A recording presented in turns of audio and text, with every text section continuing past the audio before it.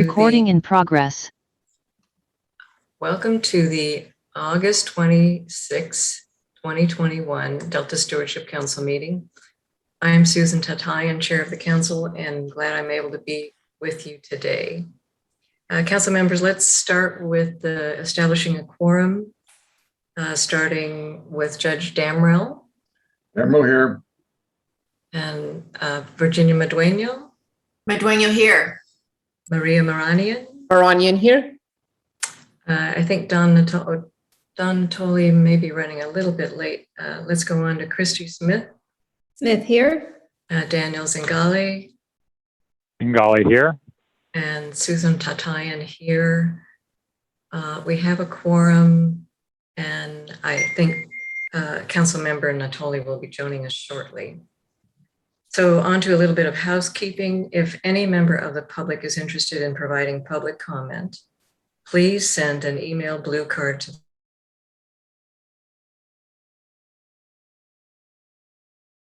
screen. Be sure to note your name and the agenda item that you wish to comment on. Also, please note if you wish to speak or would like the clerk to read your comment. When your name is called, the clerk will unmute you or read your comment if requested. So on to agenda item 3, the consent calendar. Council members, we have one item on the consent calendar today, the meeting summary from our last meeting. This is an action item. Are there any public comments on the consent calendar? There are not. Okay. Members, is there any need for any discussion on the consent calendar item? Move approval. Second. Okay. Motion by Maria Maranian, second by Christy Smith. And are there any objections to adopting the consent calendar? Okay, hearing none, the motion is adopted by unanimous consent. On to agenda item 4, the chair's report. Given the lots of items on our agenda today, I am at this point going to say I don't have anything to report this morning. So let's move on to agenda item 5, public comment. Is there any public comment on any topic not on today's council agenda? No, Madam Chair, there's not. Okay. Then let's move on to agenda item 6, Executive Officer's Report with Jessica Pearson. Good morning, members, and thank you, Chair Tatayan. I wanted to start off by providing a short update on Delta Adapts, the Council's climate change planning effort. Now that the Council has approved the vulnerability assessment, staff has shifted to the next phase of Delta Adapts adaptation. Since the presentation at the April 2021 Council meeting, staff have been working to prepare a detailed work plan. This will include focus groups and meetings with our stakeholder work group to identify and evaluate adaptation scenarios and identify values, priorities, and desired adaptation outcomes. Staff is also exploring partnerships with other state agencies to address adaptation for water supply reliability and agriculture, and with community-based organizations and other providers that work with vulnerable communities. In July, staff presented vulnerability assessment findings to the DWR Climate Change Matrix team, and will be presenting findings to the San Francisco Bay Conservation and Development Commission in early September. If you have any questions, please do not hesitate to reach out to me or Harriet Ross on our staff. We'll be back later this year to report out on how those conversations with stakeholders are going and to seek your reactions and your guidance. On July 27th, Council Dan Constable and Kaylee Griffith presented and participated in a panel discussion at the National Conference on Ecosystem Restoration. These virtual presentations focused on the complexity of planning in the Delta. They presented key components of the Council's draft ecosystem amendment to the Delta Plan, and they highlighted the difficult but essential work of the Council and its partners. My congratulations to Dan and Kaylee on their well-received presentation. I have one covered action to report since we last met. The council submitted a comment letter to Reclamation District 38 on the environmental document for the North McCullummy River Multi-Benefit Project. This was on July 16th. A copy of this letter is included in your packet.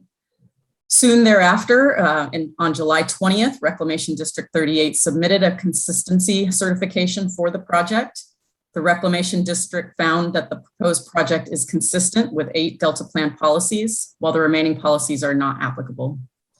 The project seeks to perform approximately 16,000 linear feet of landside levee rehabilitation and over 6,000 linear feet of waterside habitat enhancement along the North McCullummy River.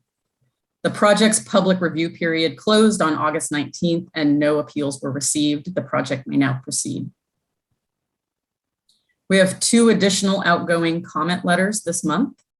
The council submitted a letter to the Department of Water Resources on July 29th regarding the draft supplemental EIR for the American River Common Features Sacramento River East Levee Contract 3 project. The project seeks to reduce seepage and improve levee stability to the city of Sacramento by installing a series of cutoff walls across 2 miles of levee. The letter states that the project may be a covered action. It outlines applicable Delta Plan policies and invites DWR to meet with the council for early consultation. The project is part of the overarching American River Watershed Common Features program, for which the council has sent letters in the past. And the last letter to report on this month was to the State Water Resources Control Board regarding a proposed general order for water quality certification and water discharge requirements for state restoration projects. The order seeks to establish a permit process for specific types of restoration activities and provide waste discharge requirements, as well as Clean Water Act Section 401 water quality cert for such projects. The letter to the Water Board acknowledges the significant permitting that the general order provides. It outlines some suggested revisions to better align with the Delta Plan. And it states that while the general order is not a covered action itself, that future projects that comply with the order may be. As always, if you have any questions about these projects, let us know and we'll keep you updated through my reports and through the active projects report in your packet. 2 personnel announcements to share this month. First, I'm excited to announce that Governor Newsom has reappointed Amanda Bowl as Special Assistant for Planning and Science. Amanda manages our interagency efforts through the Delta Plan Interagency Committee, and she's a valued member of our executive team. Second, Vignesh Gopinath joins the council as our new IT specialist in the IT unit. Vignesh has experience in developing, designing, and maintaining websites, and he's worked for Western Union, AT&T, and eBay. He has a master's in computer science and a bachelor's in information technology. The outreach highlights report and the active projects list, which have been updated, are available in your packets.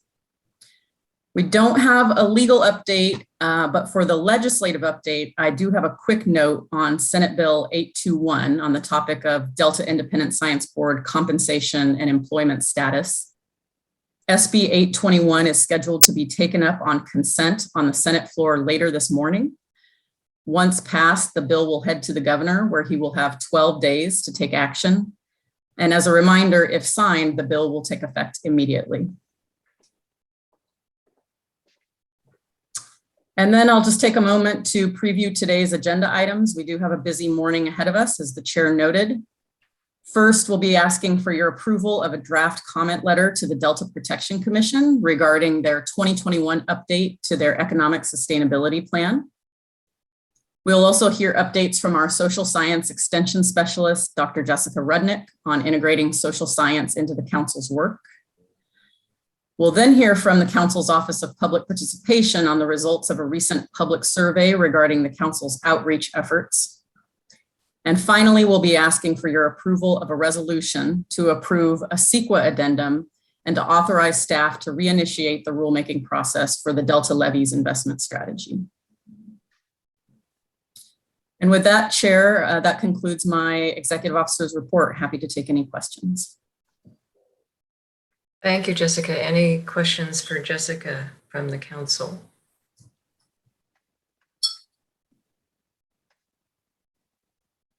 Okay. Is there any public comment on this item? There is not. Thank you. Thank you, Beck. Well, then let's move on to agenda item 7, lead scientist report with Dr. Laurel Larson.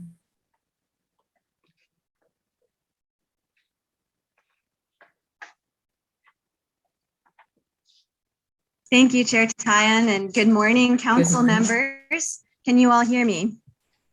Yes. Good morning. I have been having morning, and you are all frozen right now.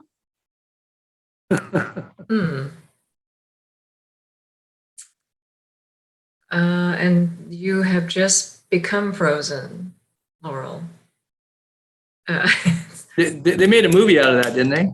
Did that? That was a great movie. It was a great movie. What shall we do here, Brandon? Yeah, maybe wait 1 second to see if she unfreezes, but if not, then potentially move on and come back to her later. Okay, let's see here. Oh, there she is. Okay, do you have me now? Yes. Okay, I moved closer to my right. Hopefully this will work. Good morning, council members. Periodically here, I'm going to use some of my time for the lead scientist report to highlight publications that focus on other systems that have relevance to the Delta. This is an important component of the type of horizon scanning that the Independent Science Board calls for in their Fast Forward Future paper that's currently out in SFUS. Horizon scanning is a practice of looking to the future to anticipate.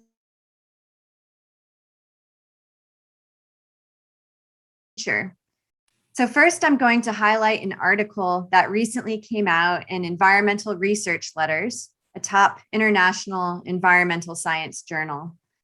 The article looks at climate resiliency in megadeltas generally, but hones in on the Mekong River Delta in Vietnam as a case study. As with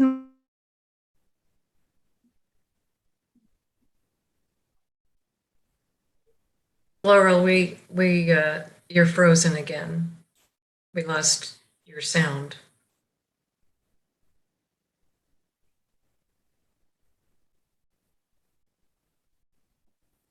Can you hear me now, Council? Yes. Okay, I'm going to keep my video off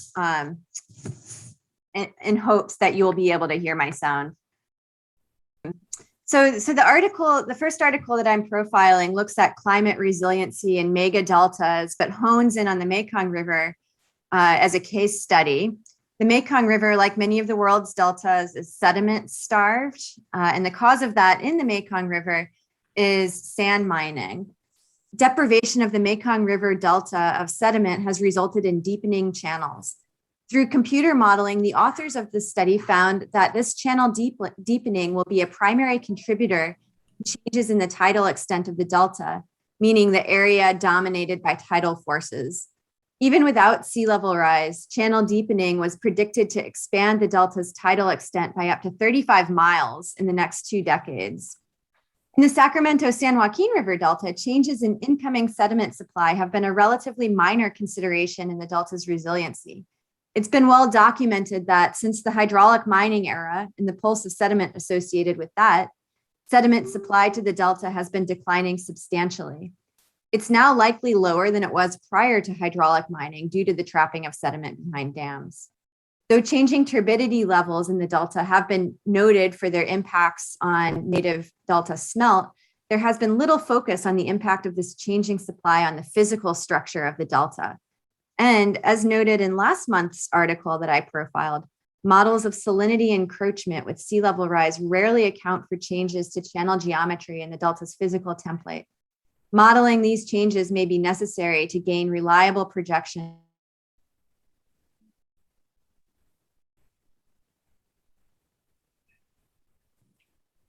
We lost the audio again. Yeah, Laurel, can you hear us? We can't hear you at this moment.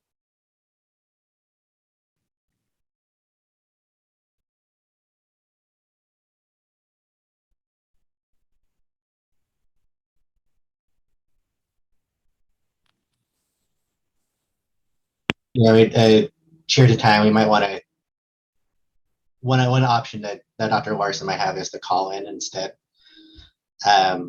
And I can work with her offline and maybe we can come back to her. Okay, let's do that. Thank you, Brandon. Well, then in this case, let me make sure first that agenda item 8, Delta Protection Commission Recreation and Tourism update to the Economic Sustainability Plan comment letter. Are folks ready to go on this, Jessica? I have to look to Brandon. Do we have Virginia Gardner present? Yeah, Virginia's on as well as Over. Jeff and Morgan. So let me move them over. Perfect. Okay.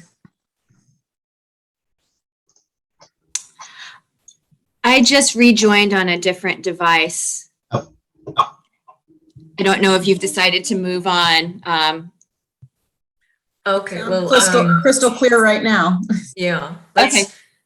Then let's go back to Laurel and finish up agenda item 7. So sorry about that. I'm hoping this device is a little more stable. So I don't know where you lost me, but I'm trying to draw relevance of the Mekong River article to the Sacramento San Joaquin Delta. And one of the things I noted is that the models of salinity and encroachment, including some of the models that were covered by the review paper I talked about last month, mention that, or including the models in that review paper, don't account for changes to the physical structure of the delta with sea level rise. And so this article points out the importance of doing so. Furthermore, there are many papers in international journals that highlight the importance of sediment supply to the persistence of tidal marshes in the face of sea level rise.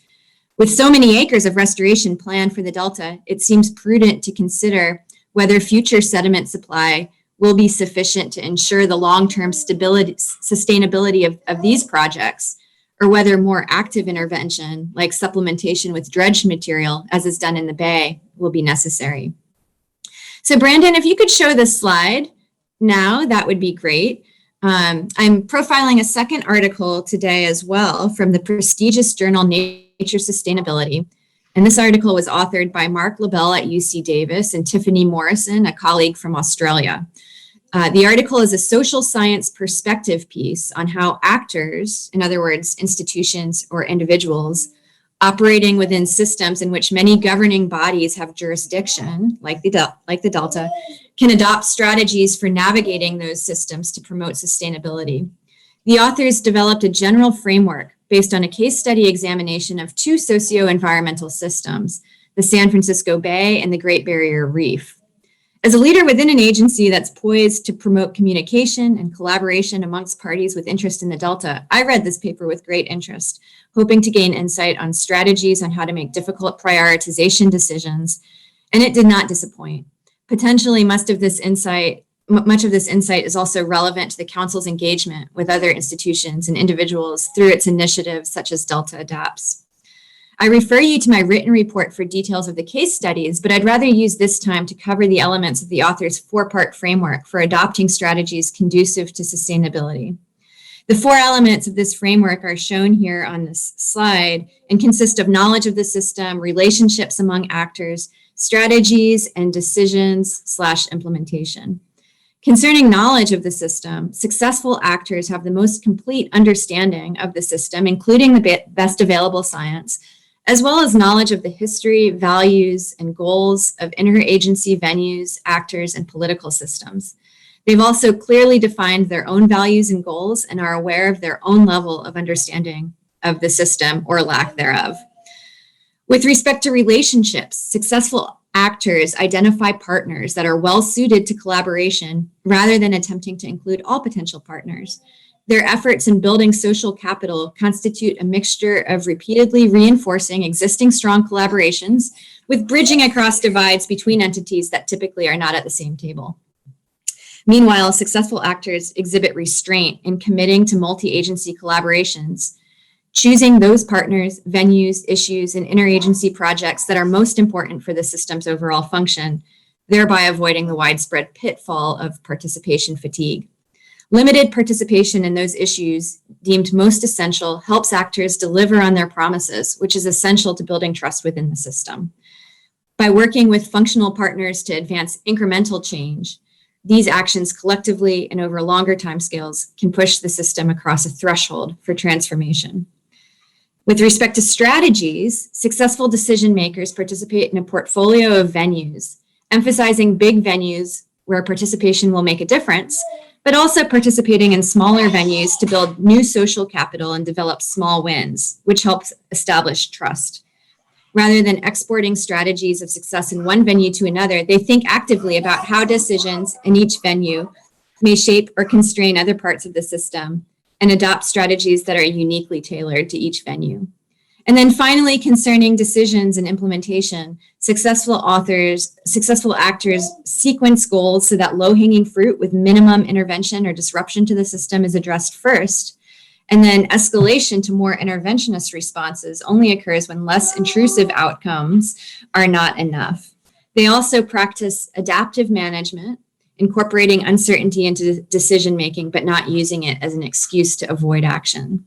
So overall, this framework underscores the importance of a collaborative, inclusive approach to managing socio-environmental systems that values the establishment of trust. But it also embraces a practical approach that seeks incremental change while keeping sight of important efforts that could produce big effects and considers histories of how interested parties have or have not effectively worked together.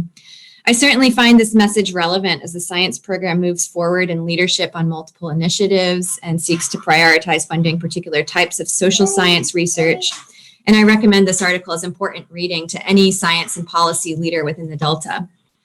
So now I'm going to transition into a discussion of those priority activities, but first I'll pause here for questions on these two articles. And I'm going to try turning my video on and we'll see if that works.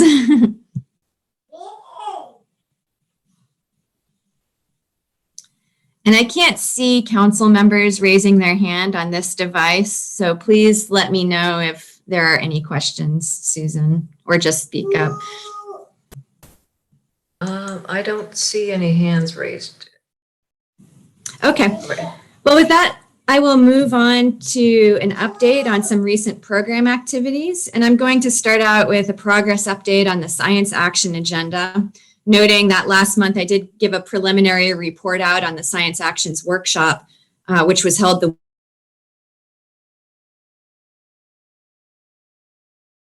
to compile some more detailed numbers. So first of all, as a reminder, the Science Actions Workshop was a key part of the 2022 to 2026 update to the Science Action Agenda, which sets priorities for science funding Delta-wide, beyond the Delta Stewardship Council, and is a core part of the Delta Science Strategy. In the Science Actions Workshop, which was held July 13th and 15th, around 50 scientists and managers from federal and state agencies, academia, consulting groups, and water agencies joined nearly 20 staff facilitators and note takers from the council to draft science actions. Those science actions were responsive to 6 management needs that stemmed from the 65 top Delta management questions developed in 2020 through a collaborative process.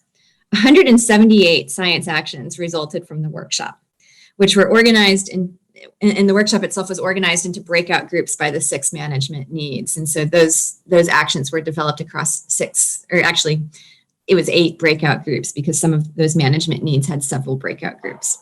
Science program staff are currently reviewing and merging those science actions and prioritizing them based on criteria that workshop participants provided feedback on.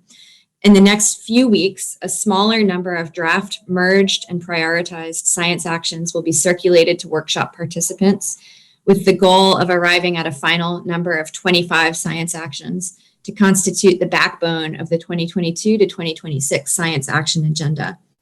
The full draft will be released for public review in fall of this year. I'm also excited to report that there has been a release of the Mercury Review Panel's report on the Delta Mercury Control Program. So backing up, one of the 6 core functions of the Delta Science Program is to provide independent scientific peer review services. The example of the review report on the Delta Mercury Control Program provides a great example of why that independent scientific peer review is so necessary in this landscape.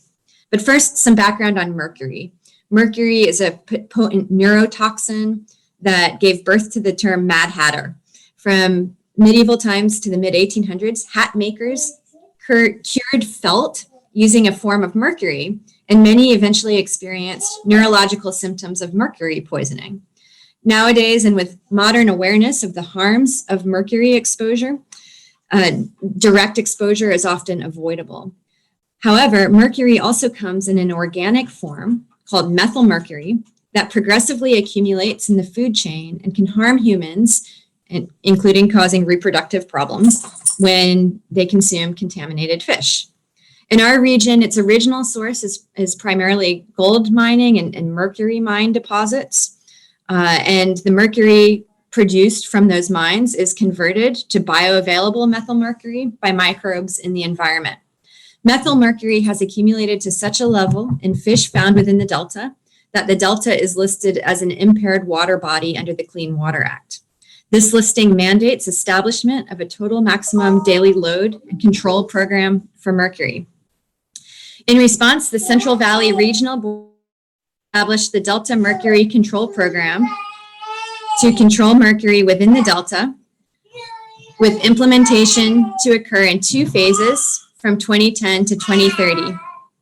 Phase 1, covering 2010 to 2020, required mercury dischargers, such as wastewater treatment plants and even managers of tidal wetlands, where methylation often takes place, to conduct characterization and control studies to evaluate approaches for managing methylmercury.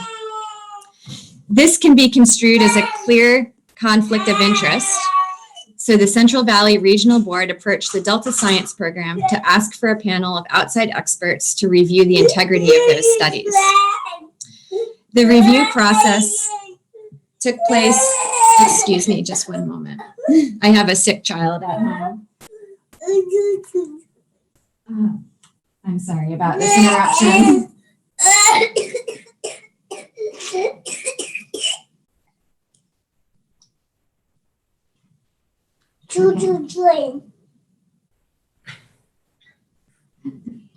I'm trying to get my son set up with some choo-choo trains to watch. So the review process took place in 2 phases over 2 years. I'm gonna try to move him somewhere. Sorry. Pat, come over here. In 2019, the first review panel completed a review of studies conducted by point source discharges, such as municipal wastewater and urban stormwater runoff discharges. Here, Kai. Here, come with me, please. Okay. In July 2021, the second review panel completed its review of studies for non-point sources, including tidal wetlands and open water habitat. The review panel consisted of 6 mercury experts external to the Delta and was facilitated by the Collaborative Science and Peer Review Unit of the Delta Science Program. Some of the key findings from the review were that because upstream sources of mercury from legacy gold and mercury mines are so dominant among the mercury inputs, the only way to reduce Delta mercury levels is to reduce those upstream inputs and then focus on mercury controls within the YOLO bypass. Furthermore, while some reductions in mercury are possible within the YOLO bypass, it's unlikely that current mercury reduction goals can be met. The panel also raised some red flags regarding the findings of the tidal wetland study, noting that the conclusion that tidal wetlands are not a source of methylmercury contradicts other published work. They also recommended that the Central Valley Regional Board should develop a climate change adaptation framework with respect to mercury, and update the total maximum daily load model. These independent review findings are likely to have a significant impact on how the Central Valley Regional Board implements phase 2 of the Delta Mercury Control Program, the implementation phase, which takes effect next year in 2022. So for a deeper dive into independent scientific peer review, tune into the Delta Lead Scientist Ask Me Anything session on Instagram Live on Monday, August 30th at noon, when I will have a conversation with Delta Stewardship Council Program Manager Dylan Stern, who chaired the review panel, or who organized the review panel, I should say, and Central Valley Regional Water Board Senior Environmental Scientist Lauren Smitherman, who worked with Dylan and was the requester of this review. The discussion will focus on peer review in general and also the story behind this latest Mercury review. Next, I'm going to move into the On Your Radar section where I talk about several upcoming activities of interest. And the first thing I'll bring to your attention is a working group that is being convened with the National Center for Ecological Analysis and Synthesis, or NCES. NCES is partnering with Delta Science Program staff to provide training in data science and statistics and an opportunity for enhanced collaboration among agency and academic scientists in a focused working group. This working group will address a salient need for synthesis of ecological data sets, which is called out in both the Science Action Agenda and the Delta Science Plan. This working group will focus on understanding drivers of the estuarine food supply and how they affect Delta food webs under future climate and management scenarios. The scientific understanding that will emerge from this workshop could form a basis for actions relevant to Core Strategy 2, which is Restore Ecosystem Function, in the Ecosystem Amendment to the Delta Plan, and will help establish a linkage between habitat restoration and impacts on native fishes. This summer, the NCES working group has been working to compile relevant data sets from the Interagency Ecological Program, as well as other sources. The full group of participants will convene over 3 weeks in September, October, and November of 2021. So stay tuned to their findings. Next, I would like to bring the 2021 State of the Estuary Summit to your attention. And I'll just say that in normal years, the State of the Estuary Conference is organized as a 2 to 3 day event, like the Bay Delta Science Conference, by the San Francisco Estuary Partnership. And it's held on years that alternate with the Bay Delta Science Conference. The focus is on the latest information on the management and ecological health of the San Francisco Bay Delta Estuary. However, this year the decision was made to scale back to a 1-day virtual summit, given the continuing uncertainty for in-person gatherings and the growing screen fatigue brought on by more than a year of virtual events. So on October 1st of this year, the Estuary Partnership will hold a free, fully virtual 1-day State of the Estuary Summit, which showcases the region's work to sustain and improve the estuary's habitats, living resources, water quality, climate resilience, and environmental stewardship. And this year, the focus will be on environmental justice, community engagement, and climate resilience, although a lot of other critical and timely topics will be covered. Once speakers are confirmed and the agenda is finalized, information will be available on the Estuary Partnership's website. The address is included in your packet. And then the San Francisco Estuary Partnership does expect to return to the in-person format in 2023. So finally, in terms of your by the numbers report, I'll just give a few quick highlights here. First of all, we're seeing continued declines in reservoir storage, with Shasta at 43% of its average August value and Oroville and San Luis at 34%. Meanwhile, the Sacramento River is flowing at 70% of its 20-year average flow rate for August, with the San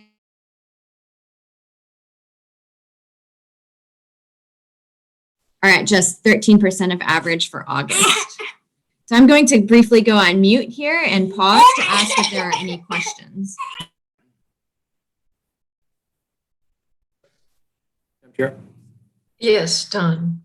Yeah, not a question. I just want to thank Dr. Larson for her update, and the discussion on Mercury, appreciated her kind of going through that and elaborating on some of the stuff that was in the written material.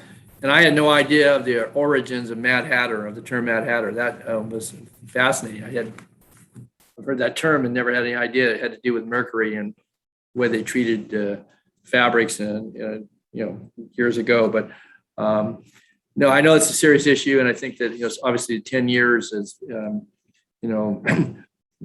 done a good deal of research as to some of the I think known sources, but the impacts, and I look forward to some further updates on that as well. So thanks, Dr. Larson, on that.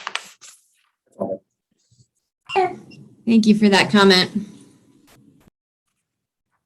So Laurel, I have a question on the science action agenda. The science program has been working so hard on all those workshops and has gotten great input. And I'm wondering, what were the top 3 actions that trended, or was there a pattern, or in all the breakout groups, what seemed to fall out as super important or pressing? So Susan, I don't have the spreadsheet in front of me, so I can't accurately recall what the top 3 actions were, but I can talk about some of the types of actions that really stood out here. There was a lot more specificity in the actions that were proposed on the types of social science research that are needed compared to the last science action agenda.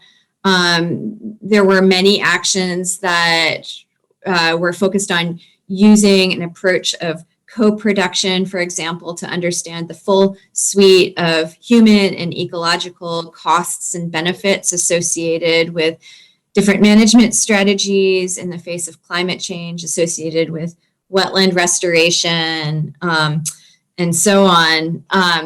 Some other types of actions called for synthesis. For example, there were many actions that were focused on contaminants within the Delta, and there's been a lot of data that's been collected on different types of contaminants, but it's rather disparate and disconnected. And synthesis and also integration with the data that has been collected in the Bay is needed. Many of the actions focused on understanding invasive species. What are the factors that contribute to invasion? How can we anticipate new species invasions? There were actions that were focused on understanding how controls of the variables that affect the bottom of the food web scale up to fish populations. And many actions were focused on climate change and climate change resiliency. That was one of the key management needs. So I will hopefully in one of the next few months, lead scientists updates will provide a more detailed report on what those top management actions were. But those were some of the themes that stood out in my mind, having recently gone through all 178 myself.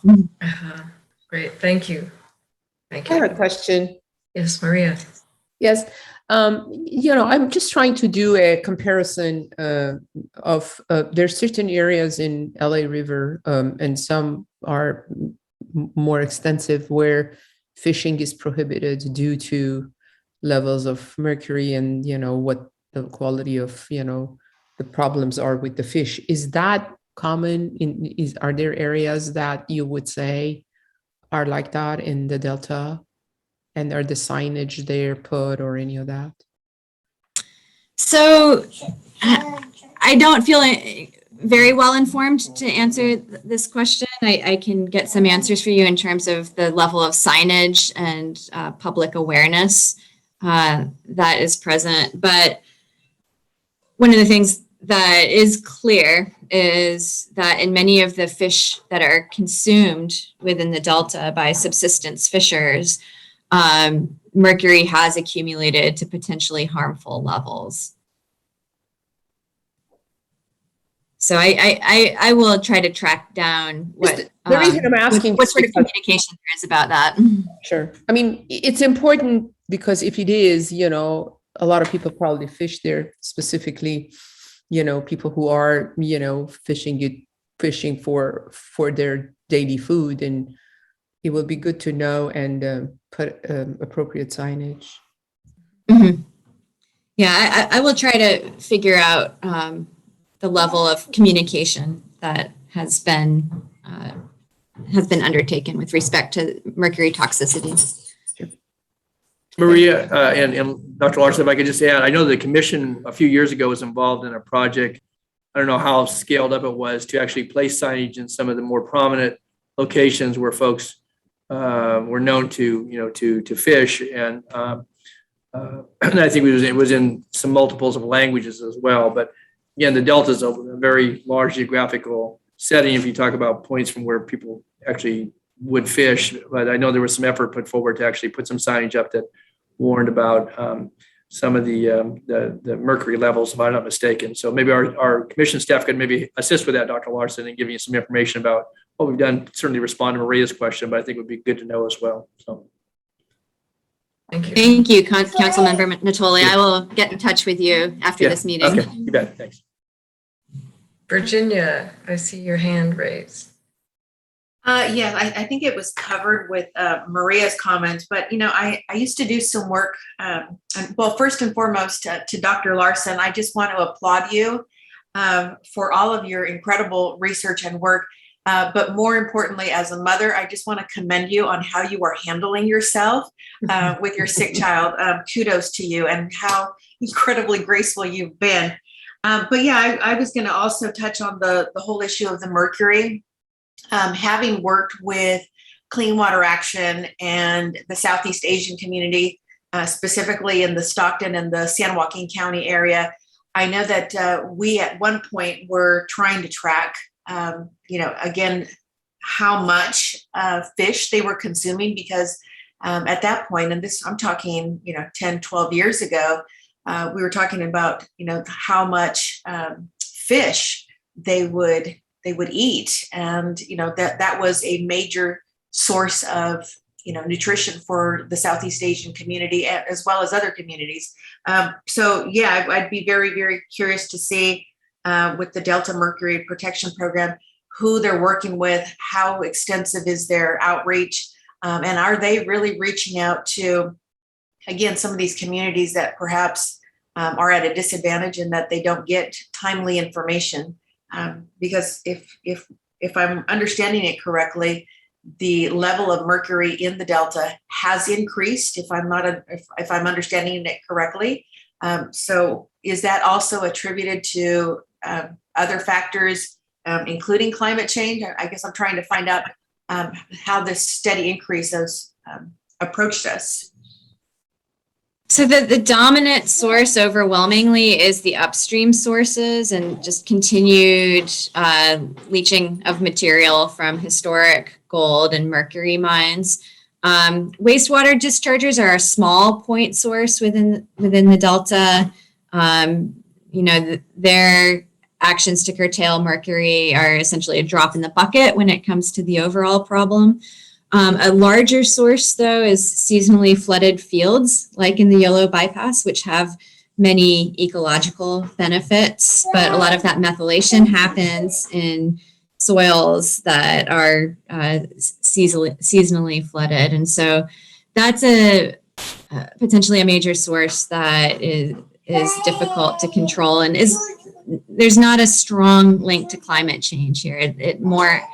It has to do more with management practices and really those upstream sources. I have one more for Jessica. Jessica, is there a way that we can make some kind of a priority of a study that would figure this thing out, just because we know this info, and it would be great from the public health perspective for us to have more facts, and if even there are restricted areas for fishing or not.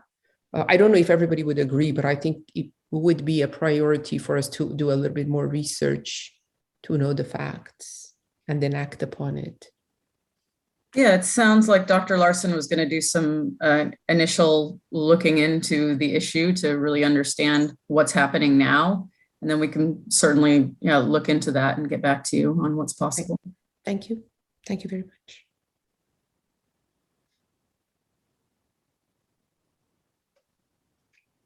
Well, if there are no other questions, Virginia, I think is that golden hand symbol from? I will lower my hand now. I often do that. I often forget to lower my golden hand. Well, if there are no other questions, thank you, Dr. Larson. And I hope your son's feeling better soon. So let's move on to agenda item 8, Delta Protection Commission Recreation and Tourism Update to the Madam Chair, I'm so sorry. We do have a public comment. Oh, thank you. Thank you, Beck. Thanks for reminding me. So sorry to interrupt. Quite all right. Deidre Desjardins, I'm going to unmute now. Deirdre Desjardins with California Water Research. I just want to commend Dr. Larson and the council. That was an amazing discussion. I did want to observe that the Collaborative Science and Adaptive Management Programs peer reviews under the council's regulations are actually collaboratively planned peer reviews. And so it's important to the extent it's for Clean Water Act purposes, such as the TMDL, that EPA guidelines actually recommend documenting the full planning process, which includes everyone who's on the peer review planning committee, and that's really important when it's a collaboratively planned peer review, as well as the process for developing the charge to the panel and how the panel was selected. And I also did want to point out that collaboratively planned peer reviews are not consistent with the state's requirement. Health and Safety Code, Section 57004 requires truly independent peer reviews where the agency and the folks that were involved in developing the action are not involved in actually planning the peer review and selecting the folks who will be on it. So there's sort of two separate levels, and we did send a comment to the water board about that with respect to the Bay Delta peer review, but it's also applicable here. So I just wanted to request that, ensure that the record, the planning record is there as well. And thank you so much. And thank you, Dr. Larson.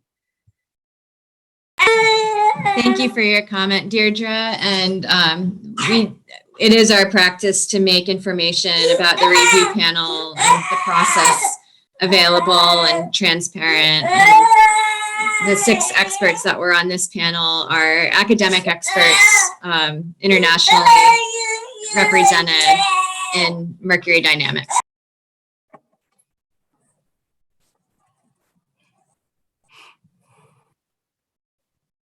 Okay, thank you, Deirdre. And so if there are no other public comments, I think we're ready to move on to agenda item 8, the Delta Protection Commission Recreation and Tourism Update to the Economic Sustainability Plan, a comment letter. And council members, this is an action item. So I'll hand it over to Jessica Pearson. Thank you, Chair. The Delta Protection Commission's Economic Sustainability Plan, otherwise called the ESP, is vital to ensure that the Delta as place component of the co-equal goals is attained. And to that end, under the Delta Protection Act and the Delta Reform Act, the council must review any update to the ESP within 180 days of its adoption for consistency with the Delta Plan. Council staff and commission staff are here today to provide you an overview of the ESP update and to request your approval of a draft comment letter to be sent to the commission regarding their effort. So on our panel today, we have Jeff Henderson, our Deputy Executive Officer for Planning and Performance, Morgan Chow, Senior Environmental Planner, and I believe Virginia Gardner from the Delta Protection Commission. Welcome. Thank you, Jessica. Can everybody hear me okay? Great. Good morning, council members. It's a pleasure to be here to talk about the Economic Sustainability Plan, Recreation and Tourism Update Review that the council staff has conducted. Next slide, Brandon. And actually, next slide as well. So a bit regarding why this matters. As Jessica mentioned, this primarily concerns Delta as place considerations within the co-equal goals. And the Delta Reform Act charges the council with furthering those co-equal goals in a manner that protects and enhances the unique cultural, recreational, natural resources, and agricultural values of the Delta by way of implementation, in the council's instance, of the Delta Plan. The Delta Protection Commission's Economic Sustainability Plan, or ESP, is a tool that helps to protect and further investments in recreation and tourism uses. The ESP update includes an analysis of recreation and tourism trends and provides recommendations for how to address them. It also includes information regarding visitation, the status of existing recreational facilities and access to those facilities, economic trends describing tourism in the Delta. Therefore, in the council's analysis of the ESP update's consistency with the Delta Plan, and to ensure the protection of the unique recreational, natural resource, and agricultural values of the Delta, council staff has included Delta Plan policies related to land use and ecosystem restoration in our analysis of consistency. Next slide, Brandon, and actually the next as well. Quick review of the statutory requirements describing essentially why we're here today. The Delta Protection Act requires the Commission to prepare an ESP for the Delta region to support increased investments in agriculture, recreation, tourism, and other resilient land uses in the Delta. And the original ESP was published prior to the Delta Plan in 2012 and informed the original Delta Plan adopted by the Council in 2013. The Delta Reform Act, in turn, requires the Council to review an adopted or amended ESP for consistency with the Delta Plan within 180 days of the Commission's adoption or amendment of the ESP. Council staff have been engaging with the Commission since the draft ESP was released in December of 2020. Council staff participated in 2 public workshops on the draft, submitted a comment letter to the Commission in January 2021, and the Commission presented the draft ESP at the March 2021 Council meeting. The 2020 ESP update supersedes the 2012 ESP Recreation and Tourism chapter, and it was approved by the Commission on March 18th of 2021. As the review of the ESP update represents a formal Council advisory function, staff is seeking today Council approval to submit a comment letter containing findings to the Commission. For the remainder of our presentation, we're going to ask Virginia Gardner from the Delta Protection Commission to summarize for the Council's benefit the content of the ESP update. And then Morgan Chow of Council staff will be summarizing the recommended findings that are contained in the letter that's an attachment to your staff report. So at this point, I'd invite Virginia. Good morning, Chair Tatayan and council members. This is Virginia Gardner with the Delta Protection Commission. I hope you can hear me. We can. Yes. I'm having trouble with my camera, so you won't see me unless I can get it fixed. If we can go to the next slide. What we did with this Economic Sustainability Plan update was we looked at business trends, participation rates, and visitation modeling. And as Eric Vink outlined for you in March a bit, what that modeling and data update showed us was that overall, the picture is somewhat disappointing for recreation and tourism. Spending is down and fewer jobs are supported in Delta counties, even though the populations in the Delta regions surrounding that would be the source of visitation, the population numbers are up. Since most of the spending occurs, that visitors do occurs in legacy communities and at marinas.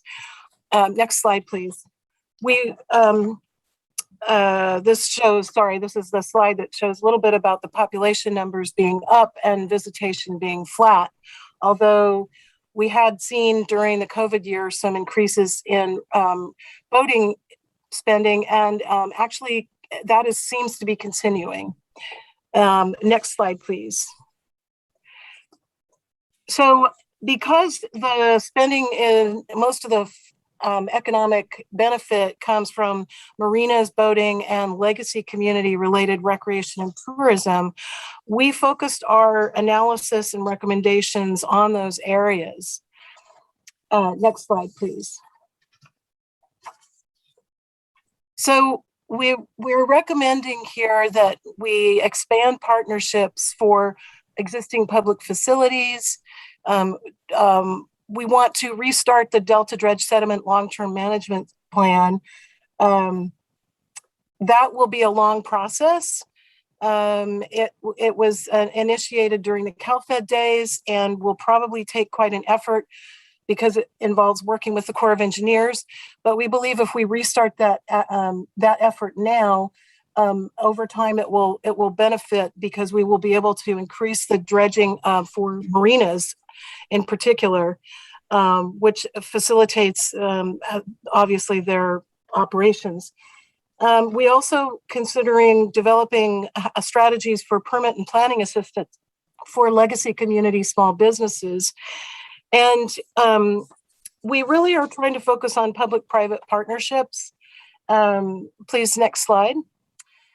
Part of this, of course, involves continuing the funding to remove water hazards and abandoned vessels, which is a big program in the Department of Boating and Waterways. We also need to engage the public. One of the items we considered was the Save the Waters You Love campaign, which would be one effort. We also like to highlight our coastal cleanup and Delta cleanup, which are coming up in September.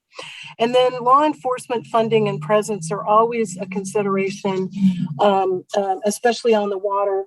And there is really a great partnership in the Delta called the Delta Officers Intelligence Team, which is all of the Marine and law enforcement, Coast Guard, local sheriffs and fire and rescue.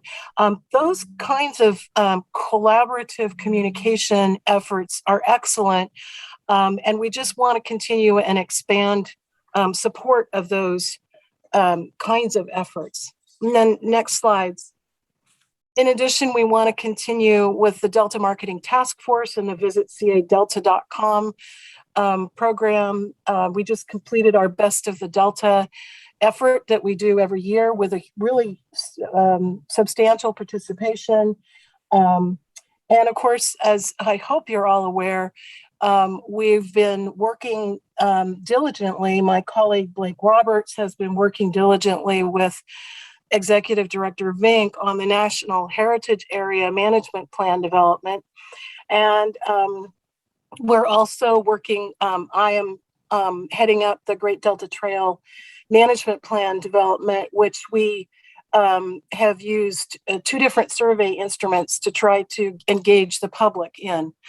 And as I mentioned, this says regular Delta recreation and tourism surveys, but really we're interested in supporting the Delta science programs, Dr. Jessica Rudnick's efforts to develop a social science survey instrument, because we believe that that kind of survey effort would certainly help recreation and tourism, informing recreation and tourism. Next slide, please. So potential participants, we'd like to invite everybody to the party. Obviously, the Conservancy, the Council, our sister agencies. We want to continue to work closely with the Boating and Waterways, Fish and Wildlife. We want to see if we can expand some programs that the Department of Conservation has, the Wildlife Conservation Board, State Lands Commission, and of course, our private partners, including chambers of commerce and other non-governmental organizations, as well as the persistent and inspiring creativity of the recreation and tourism folks in the Delta. So I wanted to just mention that, sorry, next slide. Already, the ESP has been useful. We want our next steps to include defining and prioritizing. We feel we've defined, but we'd like to prioritize the major constraints and obstacles to recreation, tourism, and related economic development. And then we want to attach actions that will focus on those high priorities and identify what resources are needed and how we can engage responsible parties to take action on the marshaling resources and addressing these major constraints. And so we're looking to obtain commitments from folks in the long run to make sure that we are able to achieve those actions. Next slide, please. What I wanted to mention is that the recreation tourism update has already been really useful and helpful. It's only just been adopted, but it's already been used to inform a number of matters ranging from the Lookout Slough appeal to applications for grant funding to benefit the Delta and Delta communities, including a recent multi-million-dollar grant application that we engaged. The city of Ileton took a lead with Sacramento County and Yolo County participating on broadband infrastructure funds from the federal government, which we will hope to hear about whether or not we've been successful in the application in November of this year. So with that, I'm happy to answer any questions that you may have. Thank you, Virginia. Council members, any questions for Virginia Gardner? Hi, Virginia. This is Daniel Zingali. Thank you for that. I was just wondering, and I apologize if it's on the slide. I'm not able to see the slides at the moment, but could you tell us some of the other NGOs besides the chambers that you're engaging as partners? Yes. And I should clarify that we have been focused on meeting some deadlines with the Great Delta Trail Management Plan. So we have not actually initiated the first assembling of and convening of particular groups and agencies. We plan to do that this fall. But we have, there are a number of different chambers of commerce in the Delta. There's not just one. And also there are several civic organizations such as the historical tourism groups and the boating, in particular, the boating community and some of the trails groups, all of whom are interested in participating in advancing this. As in particular, we had several comments on the ESP from groups such as the Sacramento Cyclists Group, who are really interested in helping advance any projects that we undertake or are undertaking. Thank you very much. Thank you. Virginia? Oh, hi, Virginia. I'm sorry, I didn't see your hand. Virginia, thank you so much for that presentation. And it's really clear that you guys really have a well-defined mission moving forward. Just curious, have you also connected with the Visit California folks to see if we can actually start doing more to build our Delta, build our river valleys, if you will, into the Visit California component? And there's just so much attention given to, the obvious places, the Disneylands and whatnot. But, if you take a look at how much we have within the Delta and the recreational opportunities to be had there, I think that those are those are definitely something that we need to explore more and incorporate them into Visit California so that others can come and enjoy. And then I also wanted to see if I could get your email, you could send it through my email address. We had started a San Joaquin River Valley. It was actually a whole social media campaign. So I'd love to send that over to you to see if maybe we can integrate some of the groups that were working on that as well. I just think that this is a tremendous opportunity, and again, applaud all of your efforts. So thank you.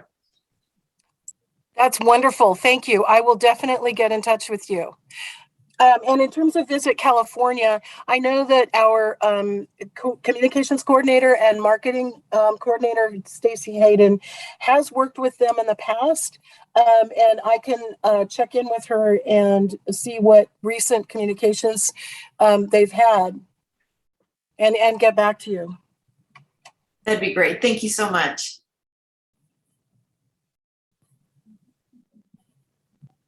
Great, thanks. Thanks, Virginia Gardner, and great idea, Virginia Medueno. Madam Chair, we do Jeff, have- back to you. Yeah, we do have some additional presentation. Okay. So I'd now like to welcome Morgan Chow from our planning staff to summarize the draft findings in the attached letter to the staff report. Thanks, Jeff, and good morning, Chair Tatayan and council members. I'm Morgan Chow, and I'm going to just walk you through a summary of our draft findings. We have reviewed the updates consistency with Delta Plan policies DPP1 and DPP2, the Delta Plan's land use policies. And given the high level nature of the update, no specific projects are identified. However, DPP1, which directs projects to locate new urban development wisely, and DPP2, which requires respect for local land use when siting water or flood facilities or restoring habitats, may apply to future projects that are aligned with the update. And we expect that future projects, if determined to be covered actions, will submit a certification of consistency to the council. For DPP1, this would include recreation or agritourism sites that are not exempt as commercial, recreational, visitor serving uses or local crop processing facilities. And for DPP2, this would include projects that are water management facilities, ecosystem restoration, or flood management infrastructure that may be a result of the recreation enhancement plan that's part of the update. Therefore, staff recommends that the council find that the ESP update is not inconsistent with the Delta Plan policies DPP1 and DPP2. Next slide, Brandon. Council staff has also reviewed the updates consistency with Delta Plan policies ERP3 and ERP5 regarding ecosystem restoration. ERP3 directs projects to protect opportunities to restore habitat, while ERP5 requires projects avoid introductions of and habitat improvements for invasive non-native species. Efforts to improve recreation, such as the construction or expansion of a marina, could trigger these policies. These policies should both be considered for any recreational plans or specific projects the commission establishes, funds, or approves in the future that are identified as covered actions. And therefore, staff recommends that the council find that the ESP update is not inconsistent with Delta Plan policies ERP3 and ERP5. Next slide. Lastly, council staff have included some additional considerations for the commission as it moves forward with the recommendations in the update. First, the update's recommendation that a centralized entity or a joint powers authority be established to coordinate and improve recreation in the Delta should be worked out with all the relevant Delta stakeholders with consideration for existing regulations. Council staff also requested to be kept up to date with regards to this process alongside our sister agency, the Sacramento San Joaquin Delta Conservancy. And the update notes several restoration projects, and the council staff encourage the commission to support projects where compatible, that include recreation and restoration or multi-benefit projects. Regarding climate change, staff encourage the commission to remain engaged with Delta Adapts and to offer input on our adaptation strategy. And then lastly, council staff encourage the commission to consider environmental justice and access to recreation in its work and to engage with the council on the EJ issue paper effort coming this year. And I'll hand it back over to Jeff to provide the staff recommendation to the council.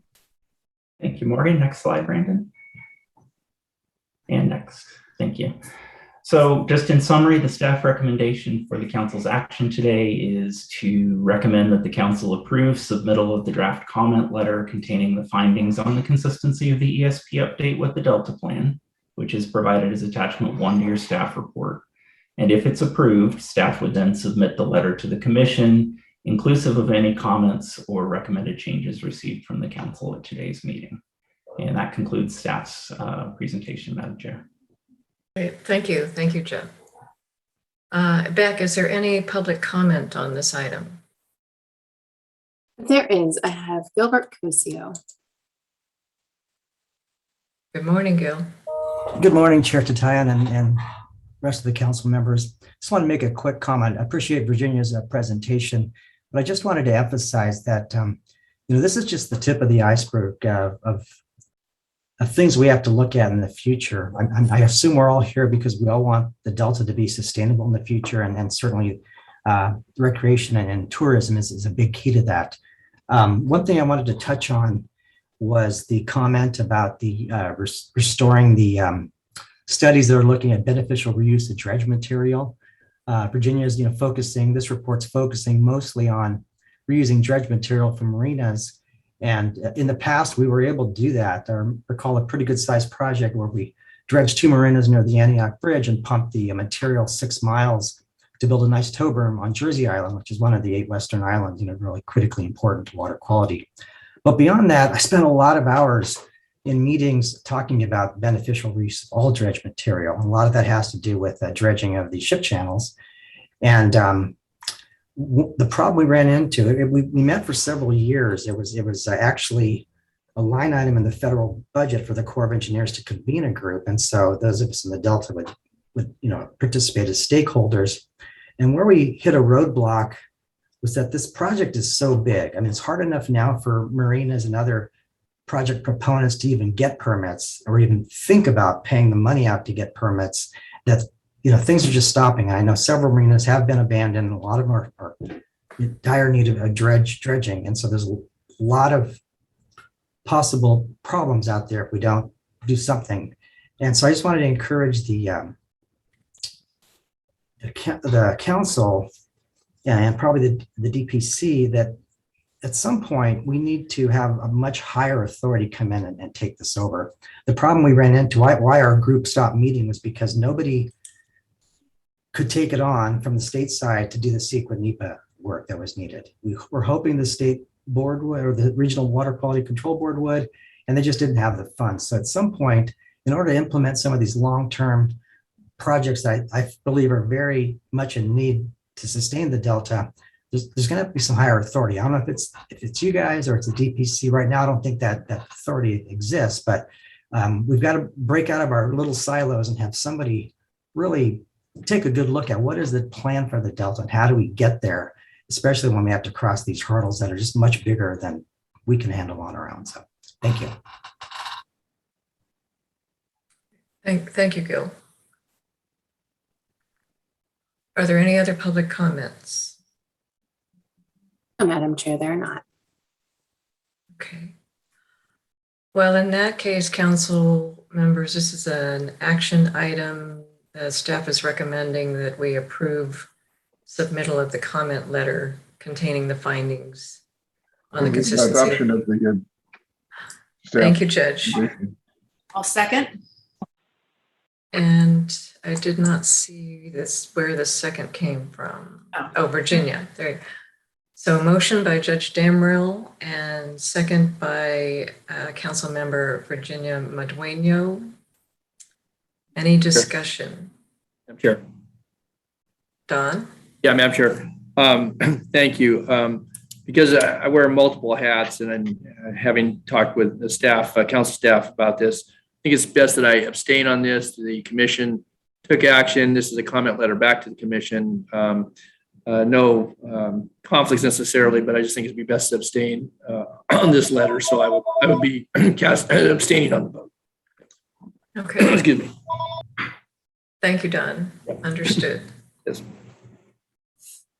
Well then, council members, let's proceed to the vote, starting with Judge Damrell.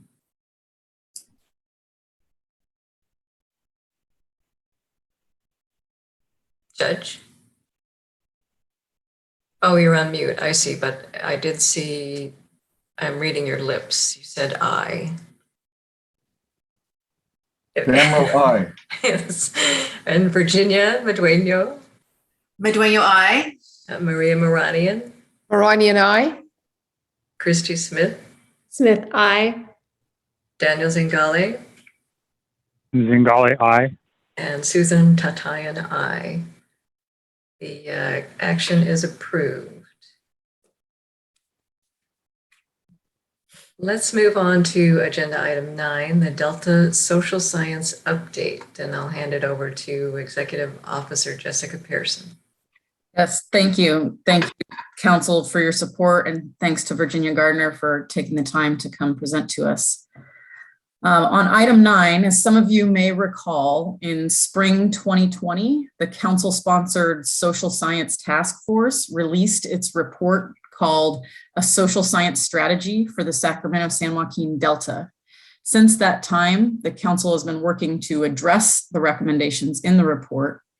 And so today I would like to welcome Dr. Jessica Rudnick, the council's California Sea Grant Social Science Extension Specialist, and Corey Copeland, environmental scientist in the planning division, to provide an overview of these efforts.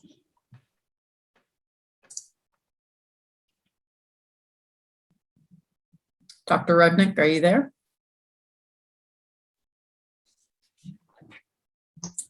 Getting them moved over.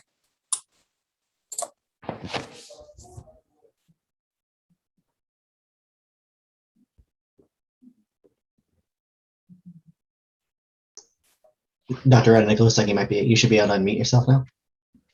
Okay, hello. Hi, council members. Sorry for my slow Zoom here. Thank you, Jessica, for the introduction. So as Jessica mentioned, I'm the Sea Grant Social Science Extension Specialist. Started at the council in December 2020. And I want to give a chance for Corey to introduce himself as well. Yeah, hi, I'm Corey Copeland, an environmental scientist in the planning division, and I'm speaking, in this case, as a representative of our internal social science integration team. Thanks, Corey. So as mentioned in the introduction, our presentation here is to provide you all an update on some of the efforts we've moved forward to further social science integration into the science management and policy work at the council. And before I dive in, I want to acknowledge and attribute that the work we're presenting here today is really a hugely collaborative effort from an awesome team of staff participating on the social science integration team across the science, planning, communication, and external affairs divisions. So just to give you a bit of a roadmap before we dive in, we're going to share a bit of an argument for why social science is important and why we need it in the Delta. I'll hand it over to Corey to share some of the background on what motivated this attention towards social science and to share and remind you all of the findings that came out through that Social Science Task Force report. And then we'll close by sharing some of the highlights from a few projects that we've really been able to move forward and make some progress on so far over the last 15 months of this work. Next slide, please, Brandon. Thank you. So I want to start by just giving some background of what is social science, why do we need it? The Bay Delta is often referred to as this complex social ecological system. It's become a buzzword in the later years. And I don't think we need to explain why it's complex or that there are ecological and social components. But I do want to talk more about what these social components are, why they're important for developing sustainable management solutions for the estuary, and how we go about better understanding them. And so I reference this figure a lot because I draw a lot out of it. And so folks may have already seen this come up in other presentations, but it's the social ecological systems framework that was developed by Elinor Ostrom, who's the first woman to win a Nobel Prize in economics, not for her work in traditional economics, but for her work on decision-making around common pool resource management. And what she did in outlining this framework is really stress that in any natural resource management challenge where there are many actors involved, it's just as essential to understand those people and how they make decisions and interact with both their biophysical and social environments as it is to understand and manage the resource itself. And so the perspective really stresses that we need to recognize people are part of the environment, not separate from it, and focus on those interactions in order to understand what types of outcomes we might expect from different management or policy decisions. So next slide, please. Thank you. So I want to play this out through a little bit of a concrete example. And I'm going to use drought as an example, which I think is fairly apt to talk about today, as we in California, and particularly those of us thinking about water management, are facing the realities of a worsening drought and the simultaneous attempt to manage groundwater in a sustainable way for the long term. And I would argue that we really need to understand the human behavior and human uses around groundwater in order to develop management solutions that work. So I'm going to start at the bottom right hand of the slide and go kind of counterclockwise here. So can we advance? Oh, can we advance all the way? Thank you. So first, we can go back one. Thanks, Brandon. So it's essential to understand who the groundwater users are in the system, what their characteristics are, and why or how they use the resource. So primarily these are farmers and agricultural operations, pumping groundwater for irrigation. These operations have various levels of flexibility in their ability to turn on or off their pumping of groundwater. Additionally, at a much smaller quantity, but no less important, are the individual residences and communities who pump groundwater for drinking water or other residential uses. These communities are primarily small, rural, underserved, and in unincorporated areas.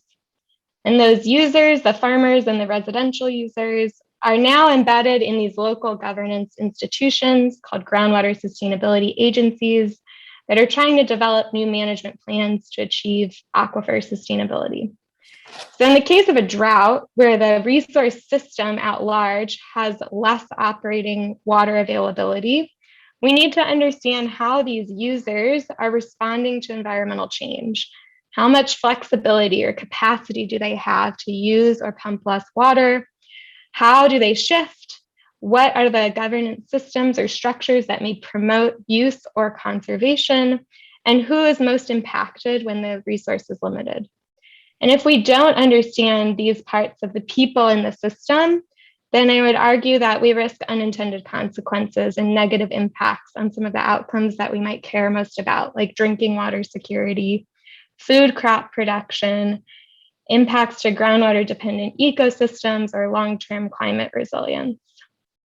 And no, integrating social science is not a silver bullet that magically provides a solution to really sticky, complicated challenges, but it can contribute to more holistic understandings of the system where we think about trade-offs and how people really impact and are impacted by environmental issues.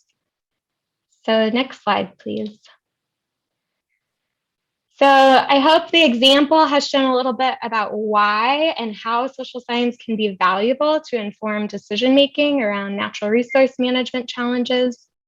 You may be still wondering what social science is. What do I mean by this?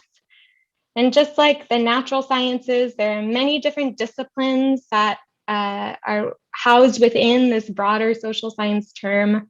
Fields like economics, public policy, psychology, communication, anthropology are the couple that are highlighted here as examples.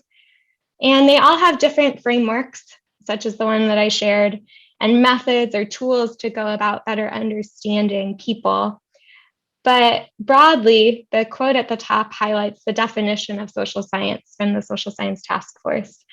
They seek to understand social processes, social phenomenon, and human behavior that might be relevant to take account for in our management decisions.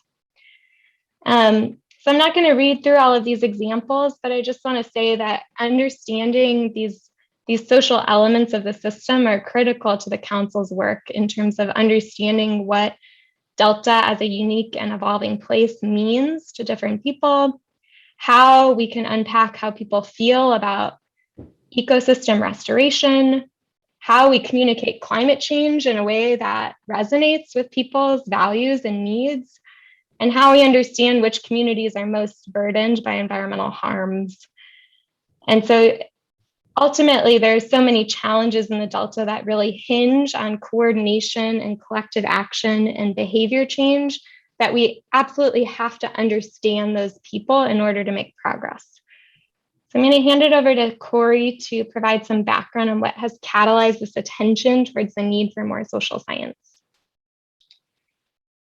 Yeah, thank you, Jess. I will be talking a little bit about some of the recent history that has led to growing awareness of the need for social science in the system, as well as talking about some of the efforts that the social science integration team is working on to integrate it. So recent activities in the Planning Division, Science Program, and Delta Independent Science Board have underscored the need for more social science in the Delta. For example, an ISB report that focused on Delta as an evolving place identified that there's an enormous lack of social science studies available about the system. They were only able to identify 7 research projects and 0 research programs that are directly devoted to improving our understanding of the social science of Delta as an evolving place. Similar work on the Delta Plan, where we've done reviews, science synthesis, and amendments to the Delta Plan have all underscored the need for a better understanding of our social ecological system. Additionally, major updates to science planning documents have been demonstrating the need and great desire in the system for more human dimension work. And Jess will touch on that later with a little bit of actual data. Ultimately, we convened a task force, as you are aware, because of just came out with a report last year, and then also Jessica Pearson brought it up. But that really helped highlight and focus some of our efforts in the integration team. Next slide. So the Science Task Force report did highlight how far behind we are in social science, but it was helpful in a lot of specific ways because it helped us understand that despite the role that human systems play in our management of the Delta, that science is still far behind the natural sciences. And so they reviewed our institutional capacity in the science enterprise and across funding programs, and made a number of recommendations for how the council and the science enterprise can work to grow social science in the region and create a more formal understanding of the role that science can play in decision making. And so I've given a full summary. There's a full summary of the findings on this slide, but I want to go to the next slide where we talk about our internal work to kind of hone in on specific goals for integration. So in order to heed the call from the Social Science Task Force in the report, we developed internal social science implementation team that's focused on these 3 major goals. At least that's what we're focused on for now, which are outreach and network building. So this is work that's really focused on strengthening the science enterprise through developing a broader network of scientists that we're engaging with and building awareness of the need for this human dimension work in the existing science enterprise. We also have made one of our goals to work on capacity and integration of social science. And so this is really focused on growing our ability to meet the demand for social science that we've identified exists. And then lastly is knowledge development and implementation. So this is work focused really on institutional learning and being really reflexive in our processes as we develop more understanding of social science that we're continually improving. Next slide. So in our project management, we've given each of these objectives some more specific or concrete targets under them that we're kind of internally working towards to ensure that we're being really ambitious and productive about achieving these goals for social science integration. These take the larger goals and make them more specific. So we're doing things like internally tracking science funding. We're looking at staff hiring and training to look at our own capacity to do social science work. And we're also just internally reviewing our progress continually and updating our goals and objectives to ensure that we're always working to improve our own processes of integration.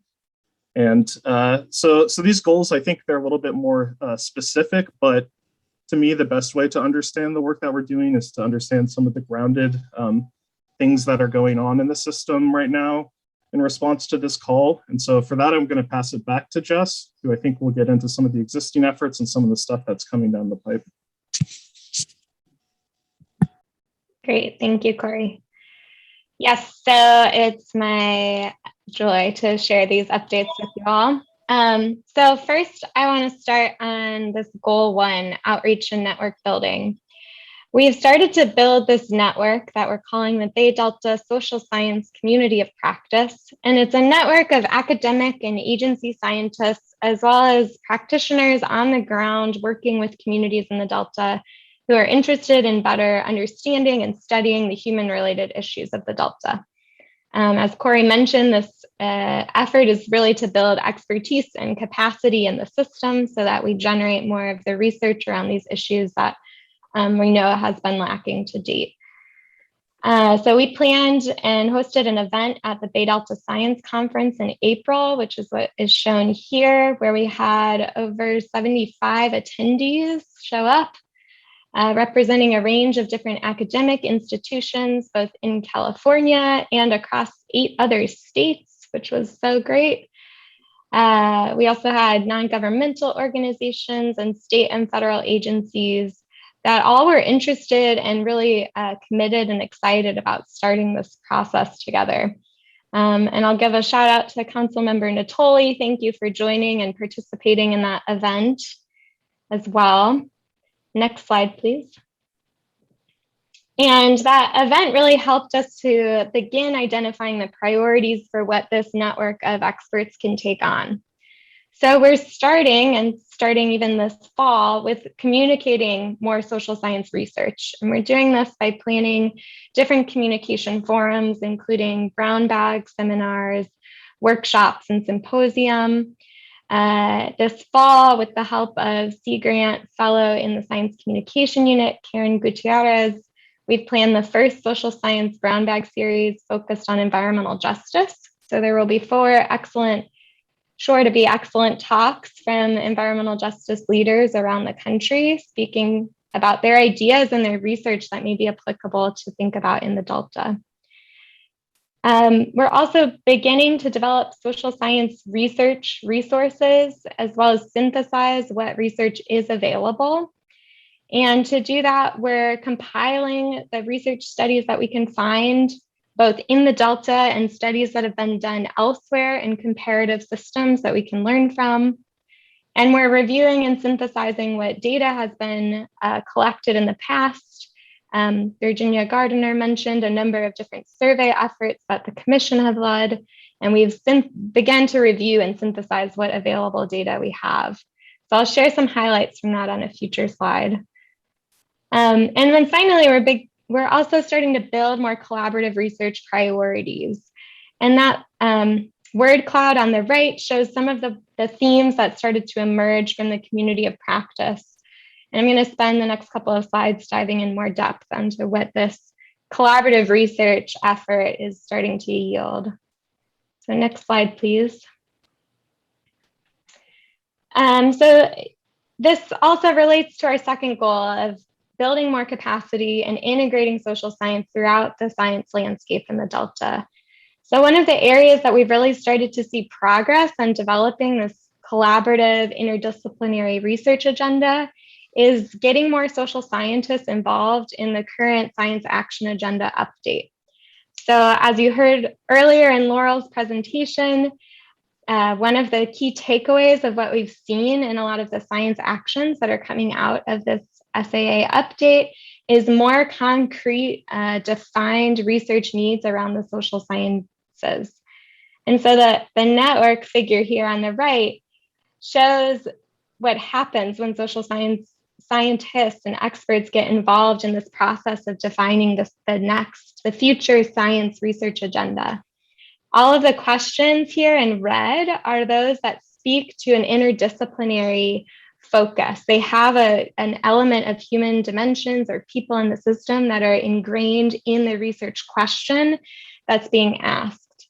And this is more than half of the management questions that were proposed by the large group of collaborative folks participating in that process. So we're seeing this response that as we integrate more social scientists in and throughout the Delta science ecosystem, we're getting more research questions that emerge that have a focus on the people and how people interact with various environmental challenges.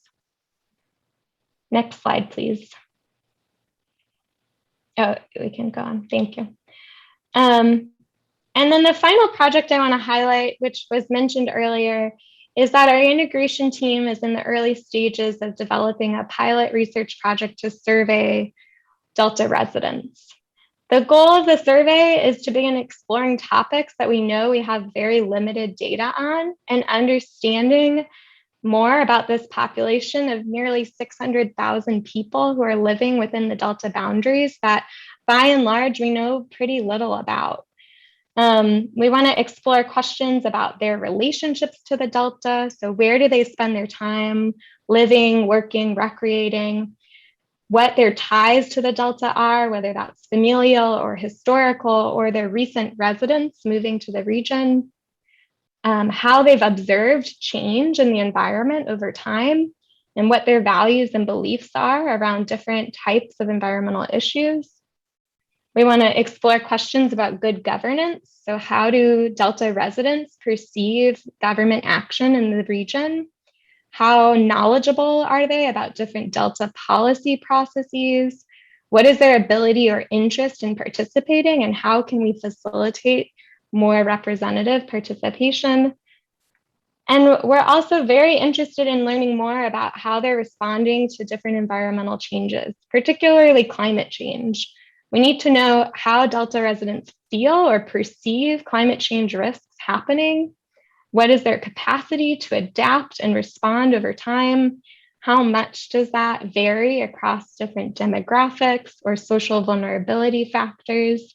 And the map here highlights the social vulnerability index that the Delta Adapts team built as part of the vulnerability assessment. And so we can build on this and understand the people within those different social vulnerability classes. How are they responding or perceiving these challenges differently? So really the goal of the survey is to have a strong collaborative effort with other Delta agencies, including the Commission and the Conservancy and local partners, to be able to achieve the best possible data set that we can that's representative of the full population in the region. Next slide, please.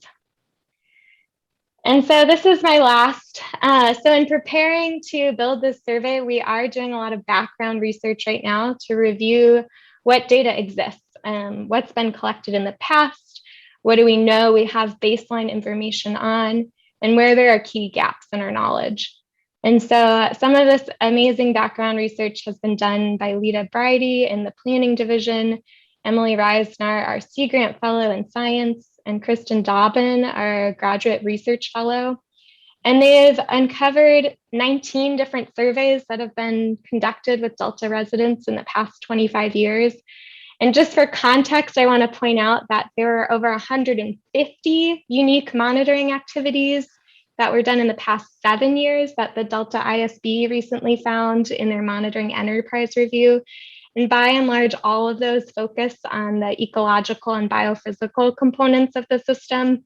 So if we compare that 19 over the last quarter century to 150, that's the gap that we're looking at. We really don't know a lot about people in the system. What we have seen is that we've had a couple of surveys about recreational use. Certainly there could be more or better data collected there. We have some information about tourism and the recreation-based economy, primarily coming from the work of the commission. We have a limited number of measures on how different residents perceive issues in the Delta, and some information about fish consumption. I think speaking to some of the earlier questions that came up about how people are consuming fish. We don't have good representative data. The Delta population is extremely diverse, and we have data that asks fairly limited questions in scope. That means it's really hard to transfer the results from one context to another.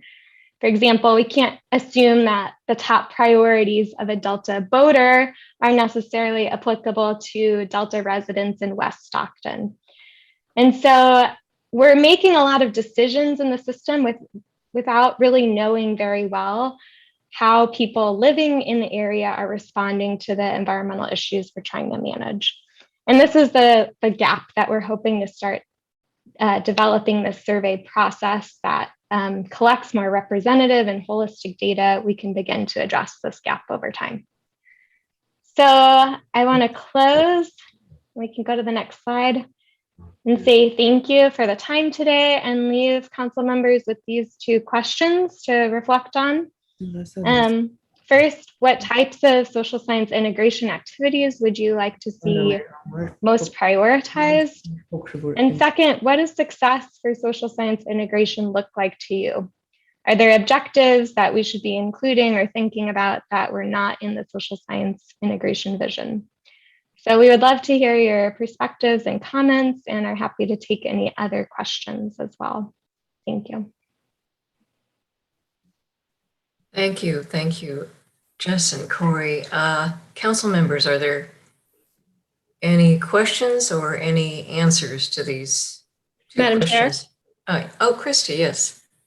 First of all, I'd like to thank the presenters. I mean, as a former social scientist myself, I really appreciate just the breadth of the undertaking here, and you guys have synthesized a plan in a really great and interesting way. And I will say that also, you know, being from Southern California, where we know that the Delta is just so critical and important to the overall ecosystem health of the whole state, I think by and large, there isn't a widespread understanding of that. So, you know, obviously the regional understanding of the folks in the area, those 600,000 residents, and getting to what their needs and uses are of the Delta are critically important. But I think if you asked anyone on the street here in Southern California how or why it's important, there might be a small handful of people who could, you know, say something about Delta smelt. And then beyond that, they really might not have much familiarity. So I think this is a really great springboard for creating kind of that statewide eco-awareness of the Delta and its importance. And so,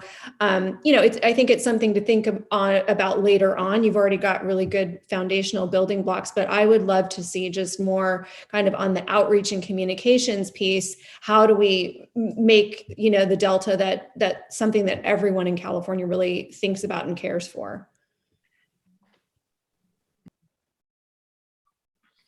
Thank you, Councilmember Smith. That's fantastic. You know, it's no secret that the major areas of concern with the highest social vulnerability is in these big yellow areas, which I presume are near Stockton and that general location.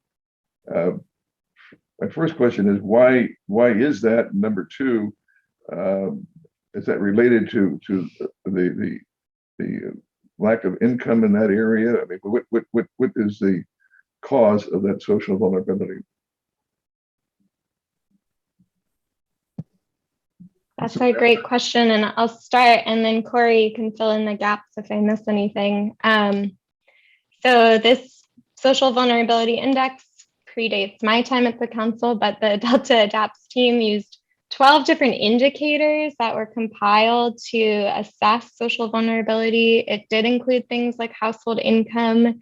It also included exposure to different environmental harms like asthma rates, a lack of access to resources like a car, or I'm not sure if flood insurance was included, but some of the capacity resources that we might think are important if people are responding to disasters or extreme events.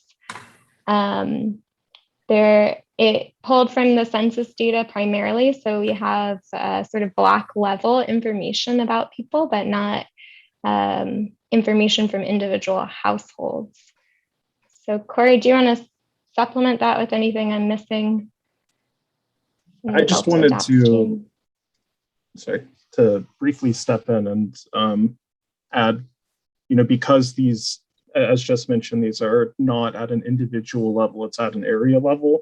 A lot of the drivers for particular areas have to do with, in Stockton, histories of redlining, or in Sacramento, West Sacramento. And so a lot of the development of social vulnerability is produced over, a long history of investment and disinvestment in certain areas. And so that kind of leads to predictable demographic patterns in those areas that were in the past driven by policy. And hopefully now we're becoming really aware and trying to redress some of that issue.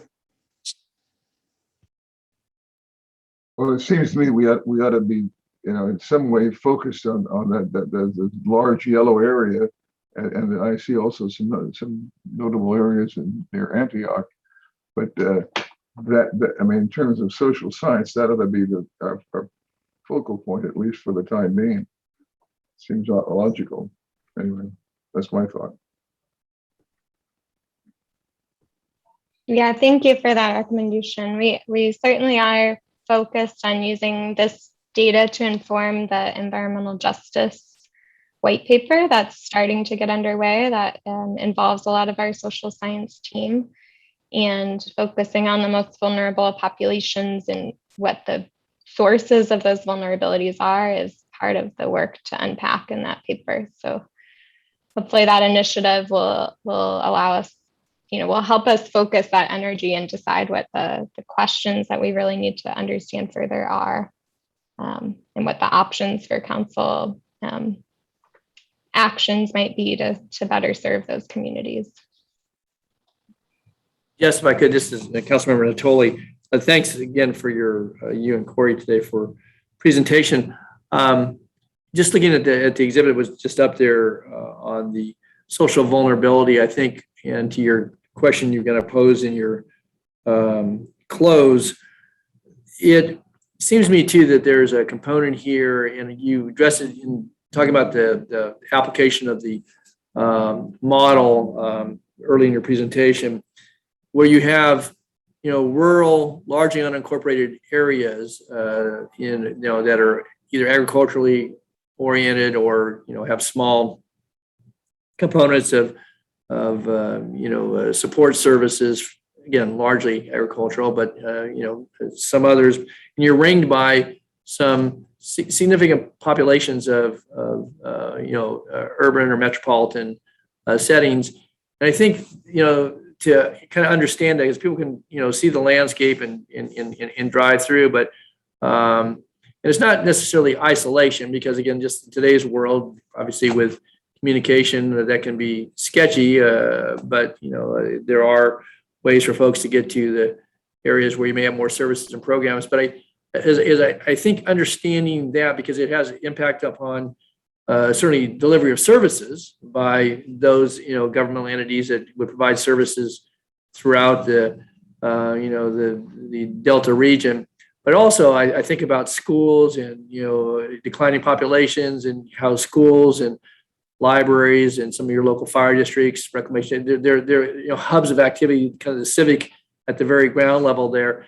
I think understanding, because it may be hard for some folks to imagine, kind of to Councilmember Smith's point, that you've got, an area that has 600,000 residents, but actually the residents in that primary zone, the number, it's ringed by these metropolitan areas. And so you get this rural component. And I think understanding that, some of the impacts and how, we can best address, because there are, we talk about environmental justice, but you've got folks who don't have, good access. You mentioned about, not having one vehicle, maybe not have access to a vehicle, maybe have one vehicle.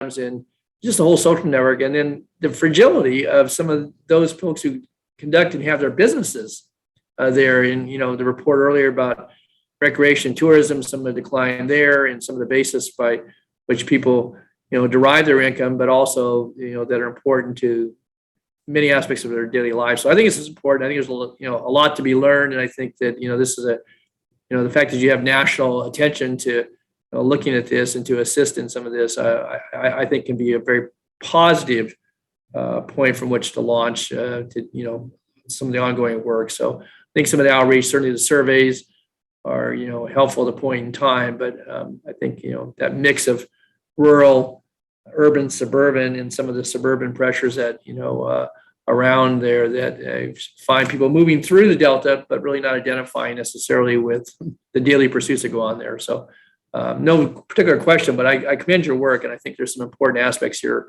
to, look at some finer points, certainly to Councilmember Dameral's comments and questions as well. So thanks. Agreed. Thank you, Don. Yeah. Virginia. Yes, not a specific question, but maybe. So to Dr. Rudnick, Jessica, Corey, thank you so much for your excellent work. The presentation was incredible and very insightful.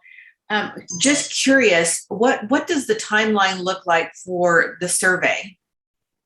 And what are the methods of being able to get that survey out to as broad a reach as possible, and making sure that we are incorporating as many of the disadvantaged communities as we possibly can? Thank you, Councilmember Madrino. Excellent question. And maybe this speaks a bit to Councilmember Natoli's comments as well. The rural-urban difference in the Delta population makes this an extremely hard task. We know that 10 to 20% of people living in the primary zone, the more rural area, don't have reliable access to internet or an internet-friendly device, even a mobile device.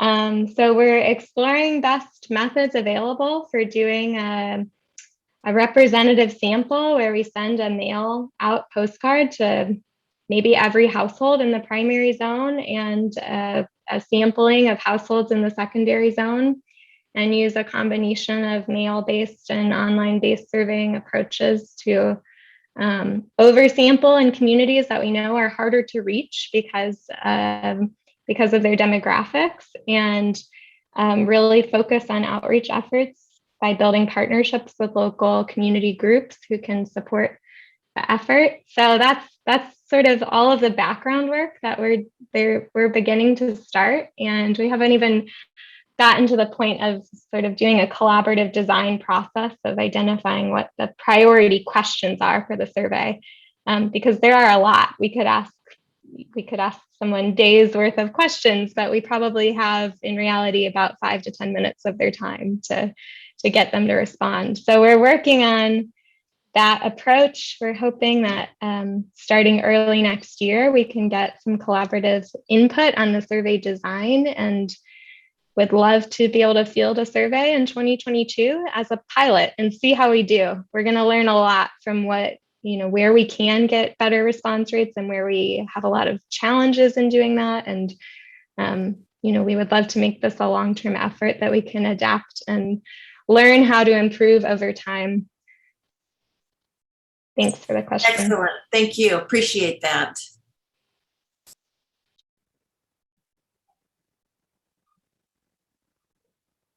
Well, if there are no other questions or comments from the council, is there any public comment? Teacher Desjardins.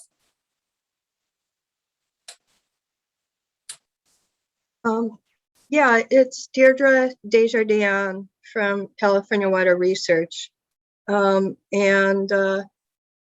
I have a lot of knowledge of Delta stakeholders and residents of the primary Delta.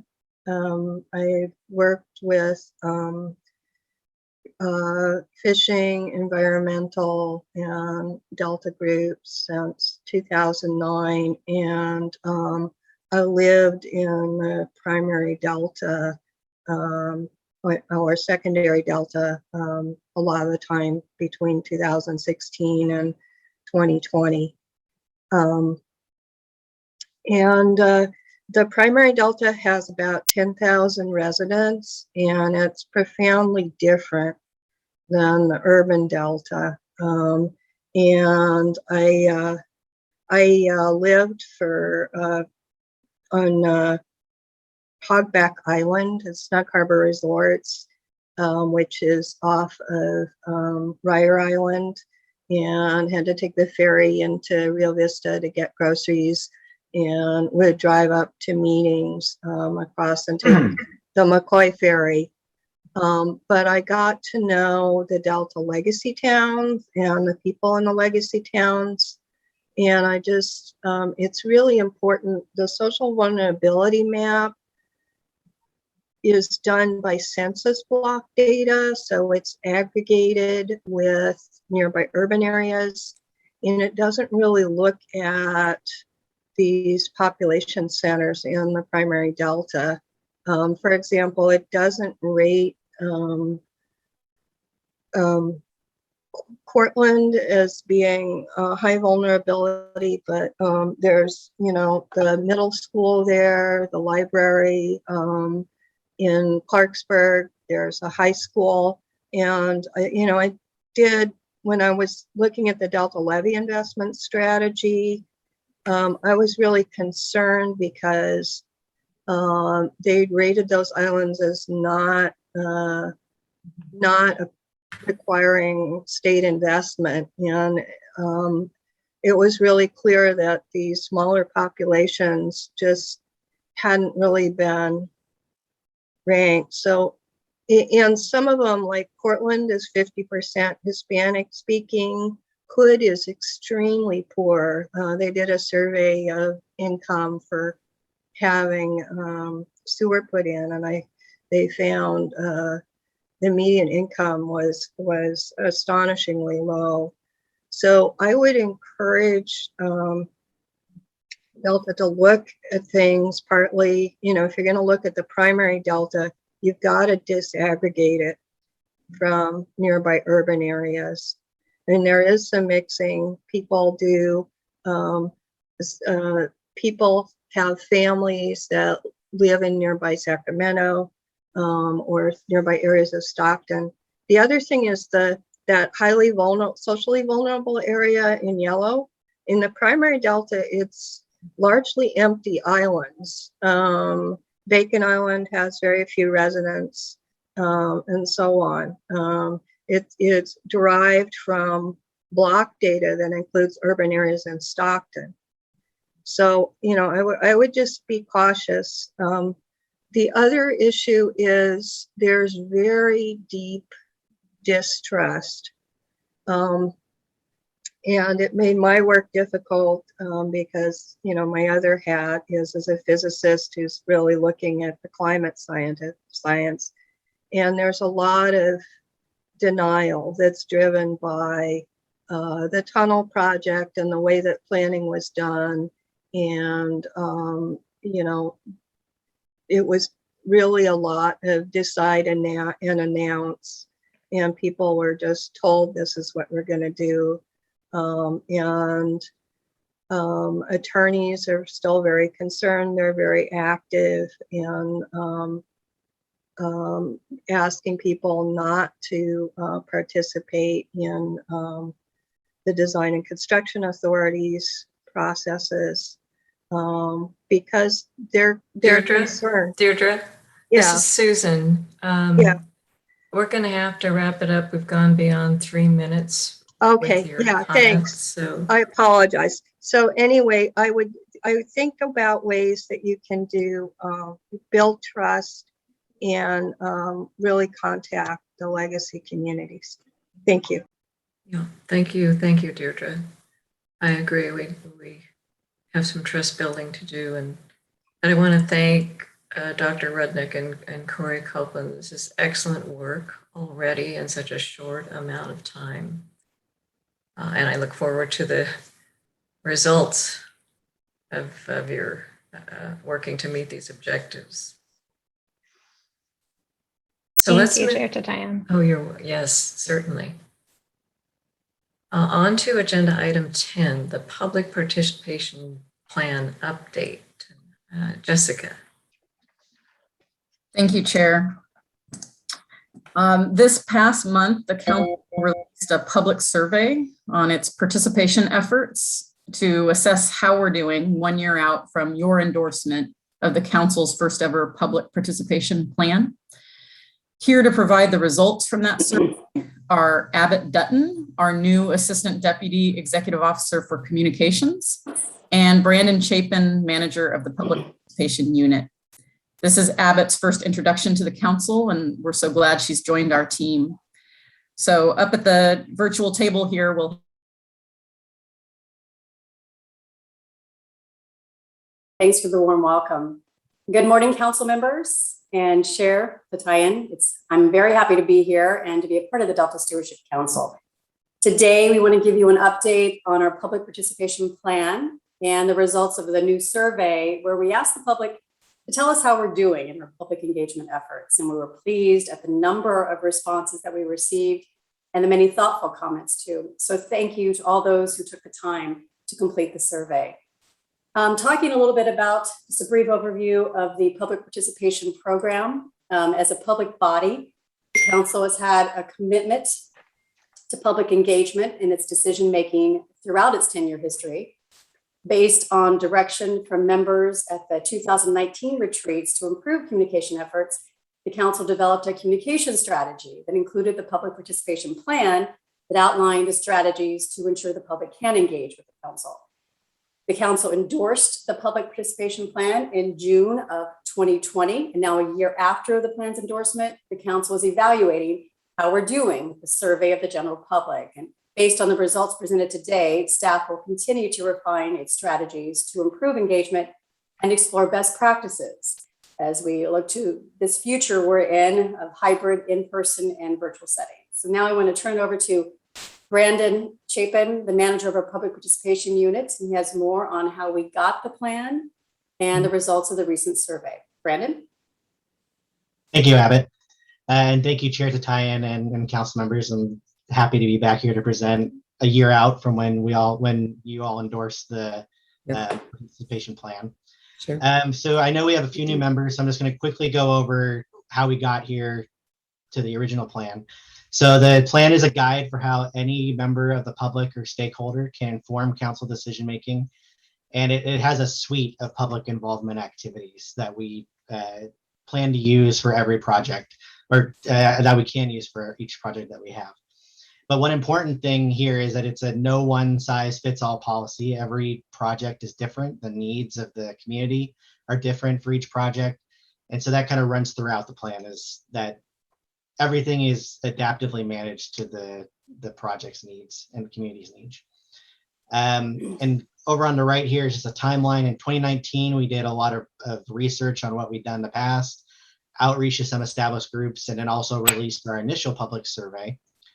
In March 2020, we released the draft plan. And of course, you'll notice that the date of that release, that was right when COVID hit and we started going all the virtual and not in person.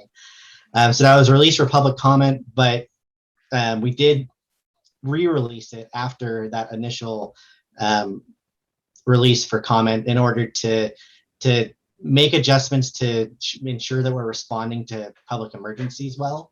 And so we re-released the plan in April and for another round of public comments. And then as Abbott mentioned, the council endorsed the plan in June of 2020. The plan has 5 foundations in it that kind of that are the basis for the plan. So it's to make sure that we're communicating how public comments are used, understand the impact of the council's decisions on the public at large, have a clear process to participate in the council's activities, ensure that we have continuous evaluation of how we're doing, and that includes the survey that we're talking about today, and then to value and promote equity, inclusion, and diversity. Now, since the endorsement of the plan, there's been quite a few things that, even though we've been virtual, we've been implementing. So first, the council's been collaborating more closely with community-based organizations to do outreach to to communities we might not have been able to reach in the past. And that includes with Delta Adapts that we've presented on in the past, and also the environmental justice issue paper. We've expanded the use of advisory groups, and that includes the environmental justice expert group that has also been presented a couple months ago. That's informing the development of that issue paper. Utilizing and exploring opportunities for compensating community partners for their time. So that was both for Delta Adapts. We worked with some community-based organizations to help plan some workshops in Stockton, and that those were compensated for their time in helping with that, as well as we're looking into it for the environmental justice issue paper. Internally, we're implementing environmental justice and community outreach training for our staff to ensure that we're doing outreach the right way and the right way. We're analyzing, and this goes along with what Dr. Rudnick was talking about, analyzing our public comment trends over the history of the council, what we've heard in the past to see how we can continue to adjust how we're doing. And then obviously particularly with COVID, but then just in general, are expanding our virtual participation options for our meetings. So since the council's endorsed the plan in June 2020, it's just a quick overview of what the council has done in the engagement space. We've had 13 council meetings, 15 Delta ISD meetings, 4 DPIC meetings. We've had 6 council public workshops and community meetings for whether it's for the science proposal solicitation, Delta Adapts, or the environmental justice issue paper. We've had 9 Delta Science Program multi-day workshops. And then we had, of course, in April, the 11th Biennial Bay Delta Science Conference, was averaged 672 people per day. Now, what about our internal, what about our activities and the attendance figures for those? So for council ISB and DPIC meetings, we average about 51 attendees, with the council itself averaging 77 attendees for each of our council meetings. And that includes a high watermark here of almost 120 for the recent Lookout SLU certification hearings in May and July. We average about 39 participants for council workshops, and then 121 participants for Delta Science Program events. And then on the left here, you'll see that we've also tracked how these participants have attended based on the time of day. So in the morning and afternoon, we average over 70 participants. In the evening, it's around 35 to 40. However, one thing for the evening is that those meetings were primarily smaller group meetings that were aimed towards, for example, the community of Stockton and West Sacramento for Delta Adapts. Now for the part that I'm sure everyone is looking forward to, the results of the survey. The survey was available from July 19th to August 17th. It was sent out to the council's email list, direct email to anyone that's participated in council events in the past, whether public commenting or just attending events. And it was also advertised on our social media on Facebook, Twitter, and Instagram. And as Abbott mentioned, we received a response of 95 participants for this survey. It actually should read 2021 versus 86 in 2019. And we definitely want to thank everyone for participating in this survey. And even though the survey is done, it is still open if anyone ever wants to still provide comments, so we can continually get that feedback. So who responded? Attendees were predominantly from Northern California and the Delta. And Northern California is exclusive of the Central Valley or Delta proper. We gave them the option to select those two specifically. Private individuals and community-based organizations and nonprofits make up the large majority of the organizations they represent. And one of the first questions we asked was, since the council has gone to fully virtual meetings as a result of COVID-19, have you found that 60% say that they attend the same amount of meetings that they attended prior to going to fully virtual meetings? The next question was, since the endorsement of the council's public participation plan, have you noticed a difference in how the council interacts with the public? And you'll see that 60% say no. However, that response seems to largely be due to just unfamiliarity of the plan and when it was endorsed. As you can see from the comments there, and the colors of each of those bubbles corresponds to the response color in the pie graph there. However, this is in contrast to the next question that we asked, which was overall, how would you rate the council's efforts to engage the public? And you can see that there's been an improvement. In 2019, if you heard my presentation then, you remember that it was exactly 50-50. 50% said we were doing excellent or good versus 50% fair or poor. However, now with this survey that was just released, we have 67% rating our efforts as good or excellent or good, and the other third rating it fair or poor. We then asked for more specifics in terms of qualitative answers. So what does the council do well when engaging the public? And some of the themes that we heard were effective mechanisms for public engagement, pleasant and prompt communication from staff, easy access to the virtual meetings and information on the website. The local community collaboration and small group meetings that I mentioned earlier were a big positive in those responses, and encouragement to continue doing those. And then we also make sure that we have timely access to materials. So those were all kind of themes that came up. And then we have some comments here that we grabbed from the actual responses. Now on the flip side, what could the council improve when engaging the public? We could increase our advertisement out in the Delta, responding to and valuing the input that's received. One of the underarching themes there too is continued use of virtual access to meetings. There's a lot of making sure that we continue to have that option available, even when COVID-19 passes. Making sure we have engagement early in the process for our projects. Having the information that's presented be easy to understand and also find. And then to continue working with and work more with underrepresented communities in our outreach efforts. We then asked participants what barriers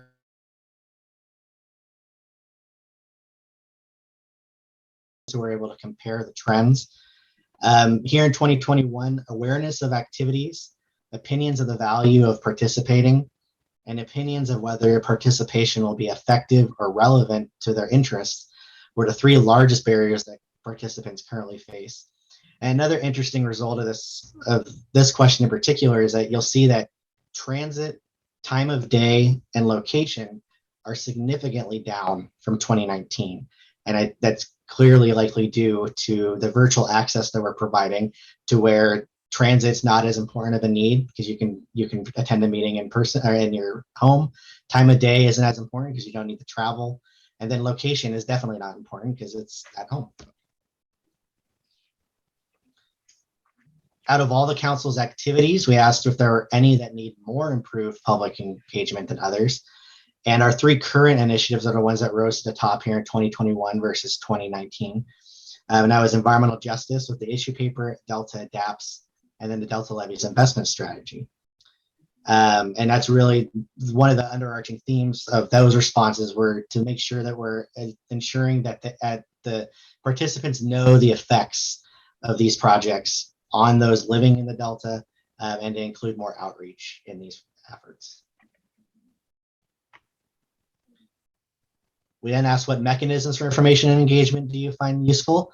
No surprise, I think Maven's Notebook is one of the big resources for those interested in water policy. But then also significantly increasing was direct communication with staff and meetings with staff.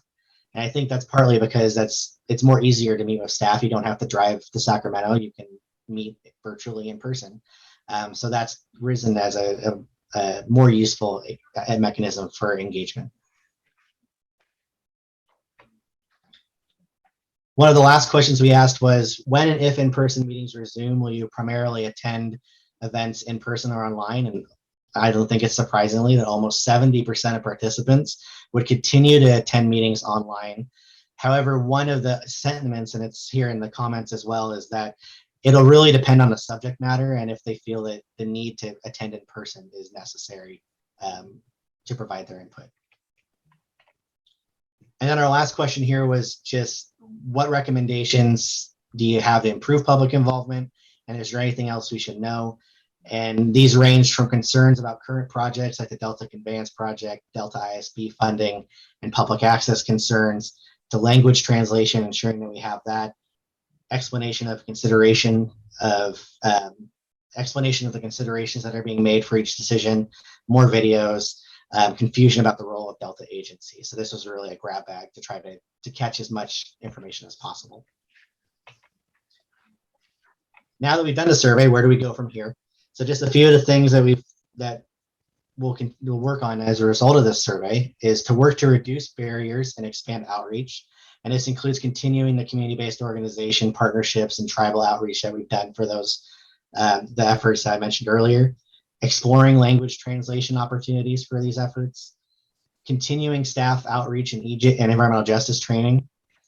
And then one thing that we're working on internally is implementing public participation plans for each project that are developed at the beginning, so we understand where engagement is going to be effective for both the council and the public, and as early as possible in the process. We'll work to continue to expand our partnerships, and that's to improve the understanding of the council's role. So one thing that we're working with the Delta Protection Commission and the Delta Conservancy on is to improve our coordination with our sister agencies, to coordinate efforts, try to see if there's ways that we might be able to have joint meetings for different projects and the like. And then the other two here are continued website tracking and planning improvements, whether that's tracking metrics or evaluating comment responses to see how we're doing and if there's a better way that we can present those. And then lastly, of course, hybrid meetings, when we can meet safely in person again, how to implement those in a way that ensures anyone can participate regardless of where they are. And yeah, I'll just stop right here. This is generally the end of the presentation. There's one more slide, but I'll open it up for if the council members have any ideas here on where to also improve or any questions on the results. May I? Hey, this is Daniel Zingali. I had one. And I have one, Susan. Yes, yes. Go ahead, Daniel. First, welcome, Abbott. Thank you so much for stepping up to this important job. Really happy to have you on board. Thank you both, Abbott and Brandon, for that presentation and for this important work. So I noticed there were some really positive comments. That was really great to hear. One of the constructive suggestions that popped up was that we do a better job of reaching vulnerable communities. And I was curious if you guys have some initial thoughts for us on how we can up our game in that area. Yeah, so as I mentioned, one of the things we're really trying to work on is the partnerships with the community-based organizations and using them to try to improve our outreach. Because we found that particularly on the trust side, as was mentioned earlier with Dr. Rudnick's presentation, is that the information is being presented from community-based organizations that work with those communities closer, they're more likely to engage and respond. So that is one way, is working with those community partners. And then also just trying to address those barriers that were also identified, whether it's language access, making sure there's virtual access, trying to get out in the community more when we can, when it's safe to do so. Those are, I think, are three of the main ones. Yeah, that's excellent. And I fully support that, taking advantage of the connections that existing community organizations have. And those organizations are also limited to some extent by resources and just other factors. And in my experience, I've found that a digital strategy that goes directly to vulnerable individuals and families can supplement the having the community-based organizations as go-betweens. So I don't know if you guys have any initial thoughts on that or you want to think more about it. But I've found that kind of those two pillars, going through the community organizations, but also having our own digital presence accessible to individuals directly who don't belong to or are connected with any community organizations. Thank you, Daniel. Those are great suggestions, and we will look into that. And of course, taking into account, like you said, the accessibility as well. Thank you. Thank you. Welcome again. I just wanted to, remind everybody, and the judge will remember that last year, probably this time, there was a concern, not a concern, but something that the board really, the commission really wanted to do, which was to look into coordination between all the agencies that work in the Delta. And as a result of that, seeing public participation and public outreach as the tool for that. And specifically, there were a number of issues that came up. One of them was coordination. The other one was reaching out to the residents, of course, at all times, and reaching to the environmental groups, and also to learn a lot from the public in order to develop policy, develop some kind of a guideline for ourselves. And I just wanted to thank you for all the work, Brandon and staff and Jessica, because it's been a pretty robust effort. And I think a lot of the things that we discussed at the time can be realized and accomplished through this public outreach and through this survey specifically. And just wanted to commend you on all this work that you've done, because I think it's exactly meeting the target of the questions that we raised at the time. Thank you. Thank you, Councilmember.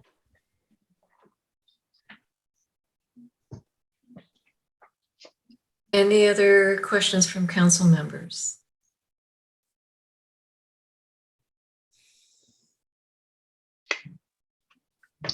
Brandon, I guess we'll move on to your last slide. Yeah, and this is just a general contact slide. So if anyone, of course, we're always open to hear from you. And thank you again to everyone that's participated up to this point, just in council activities and then also the survey in general. And if anyone wants to contact our office, you can always email us at engage@deltacouncil.ca.gov. I've also included the link here to join our email list if anyone watching hasn't already joined that. And then, of course, our social media presence as well, to also get information about events and efforts that the council is working on. Okay. Well, I want to echo Maria's comments. It's tremendous, the amount of work you've done and the excellent work on the surveys, and definitely the outreach has intensified since the time I first joined the council. And I see that we are being more intentional and systematic and thoughtful in this area. So thank you. Thank you both, Abbott and Brandon. Thank you. Thank you, Madam Chair. So is there any public comment on this item? No, Madam Chair, there's not. Okay. Well, then let's move on to agenda item 11, Delta Levees Investment Strategy Update, California Environmental Quality Act Addendum Approval, and Rulemaking Authorization. So Jessica Pearson. Thank you, Chair. I feel like this item has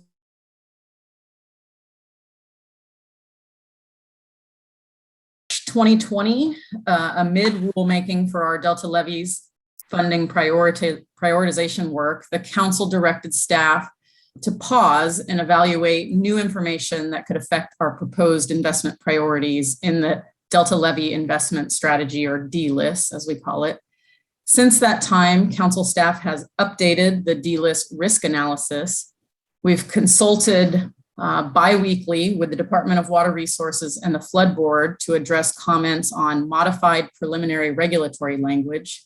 We've met on numerous occasions with interested stakeholders and developed an update to the proposed Delta Levee prioritization based on best available information. This information was presented for discussion at the May 2021 council meeting. Today, council staff will request authorization to reinitiate the public rulemaking process for the levy investment strategy based on the proposed prioritization table, maps, and regulatory language following approval of an addendum to the 2018 Delta Plan Amendments Environmental Impact Report. This is important work that the council has been undertaking since 2011 in developing the original Delta Plan and struggling for the right approach to a very difficult task that was assigned to us with great intention by the legislature to set these priorities and to bring additional transparency to the funding that is being directed at Delta levees. On our panel today, I'd like to welcome Jeff Henderson back, Deputy Executive Officer for Planning and Performance, also Ryan Stambra, our Chief Deputy Executive Officer, and Aaron Mullen, Senior Engineer, Water Resources. Jeff, are you on? I am. Can everyone hear me again? Yes. Great, thank you. I'll go ahead and start out our presentation. Good morning, council members. We're here again to discuss the most recent update to the Delta Levees investment strategy that Jessica just summarized in our opening. Next slide. By way of our agenda for this item, we're going to start by providing some additional introduction to the Delta Levees investment strategy and the process used to develop it, describe a bit how the investment strategy considers, measures, and expresses risk. We'll provide some updates. We'll review the updates that we provided again at the May 2021 meeting regarding the adjusted risk analysis resulting from the updates to the elevation data and other matters that have been updated in the Delta Levees investment strategy. We will review the modified preliminary draft regulatory language that has been discussed with stakeholders and is the result of feedback that we received from the previous round of rulemaking. We'll touch upon the California Environmental Quality Act considerations for this work, and then summarize next steps and request the council action that Jessica summarized. Next slide. And next, please. So again, for today, what we're seeking to do is request approval of a California Environmental Quality Act EIR addendum, approval of the DLIS priority table and map for purposes of initiating rulemaking, approval of the DLIS modified preliminary draft language for purposes of rulemaking, and then essentially overall approval to initiate or reinitiate the rulemaking process. Next slide. And I'll now hand it off to Aaron Mullen, Senior Engineer, for our background update on DLIS. Aaron. Good morning, everybody. I'm happy to be back and talking about DLIS again. Like Jeff said, I'm going to be going over a little bit of the background and kind of setting the stage for what you're going to hear today. The Delta's flood management infrastructure is a complicated system that includes both project and non-project levees that protect both urban and rural communities, prime agricultural land, critical ecosystem, and the state's water supply, just to list a few of the things. There are a number of both state and federal programs that provide funding assistance to help maintain, rehabilitate, and improve Delta levees. But the state does not have a comprehensive strategy that directs how these investments should be made. Next slide.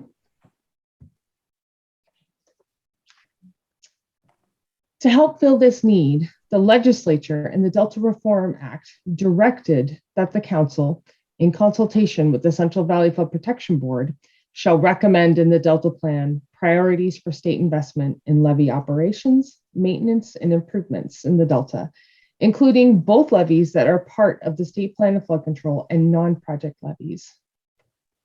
Next slide. As Jessica touched on in her introduction, we did begin this process really in 2011, but it kind of kicked into high gear in 2014. So in 2014, in order to fulfill our charge that was given to us by the legislature, the council set out to develop a comprehensive method to prioritize levee investments. The council began by identifying state interests as risk to public safety, property, and infrastructure, risk to water supply reliability, risk to the Delta ecosystem, and risk to Delta as place attributes. It then went on to define risk as those interests, to these interests as the probability of flooding times the consequences of that flooding. To assist the council with this analysis, the council developed a decision support tool that could use data on levee geometry and expected flooding events to better understand that risk. The council used that data to generate a prioritization that would systematically approach risk through targeted levee investments to the islands and tracts where the risk was the greatest. I think this is really important as we go forward. The prioritization was not meant to say that one island was more important than the other, more so that our analysis shows that this island has a greater risk than other islands. Delta islands and tracts were assigned to the category of very high, high, or other based on the relative risk posed given a high water event. I'm now going to hand this back over to Jeff, who's going to go over the results of our analysis. Next slide.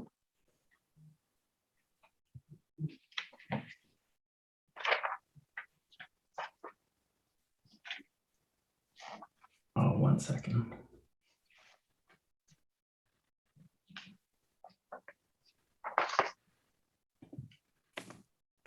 Okay, so I wanted to just summarize as well that that categorization of very high, high, or other is important because it addresses the order in which the regulation, the proposed regulation, recommends funding for Delta levies, to first fund the very high priority islands, then the high priority islands, then the other priority islands.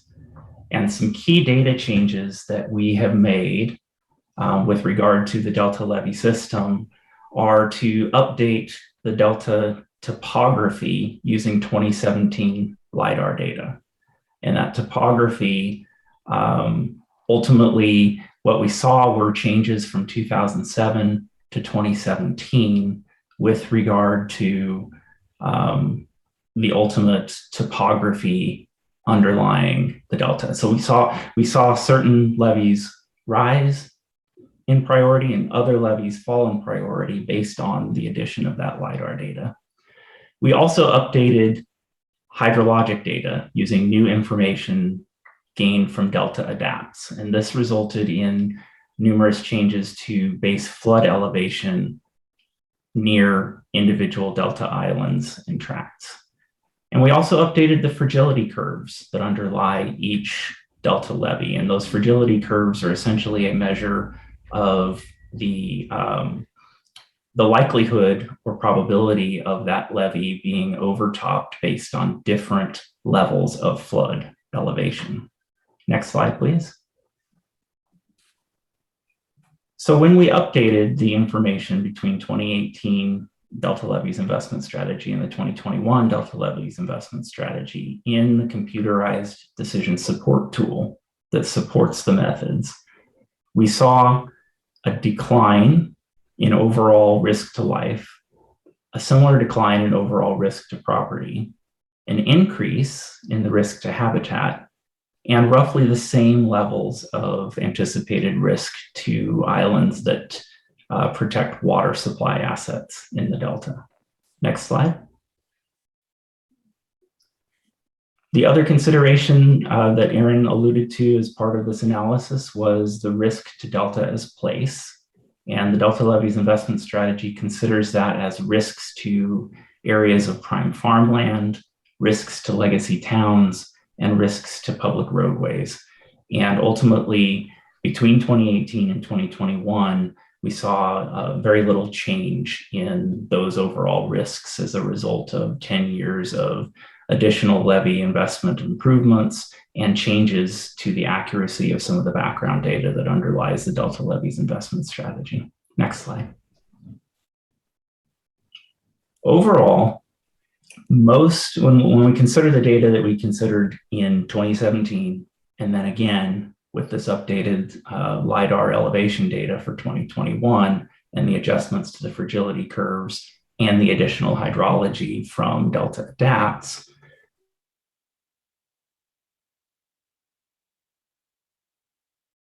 in 2017.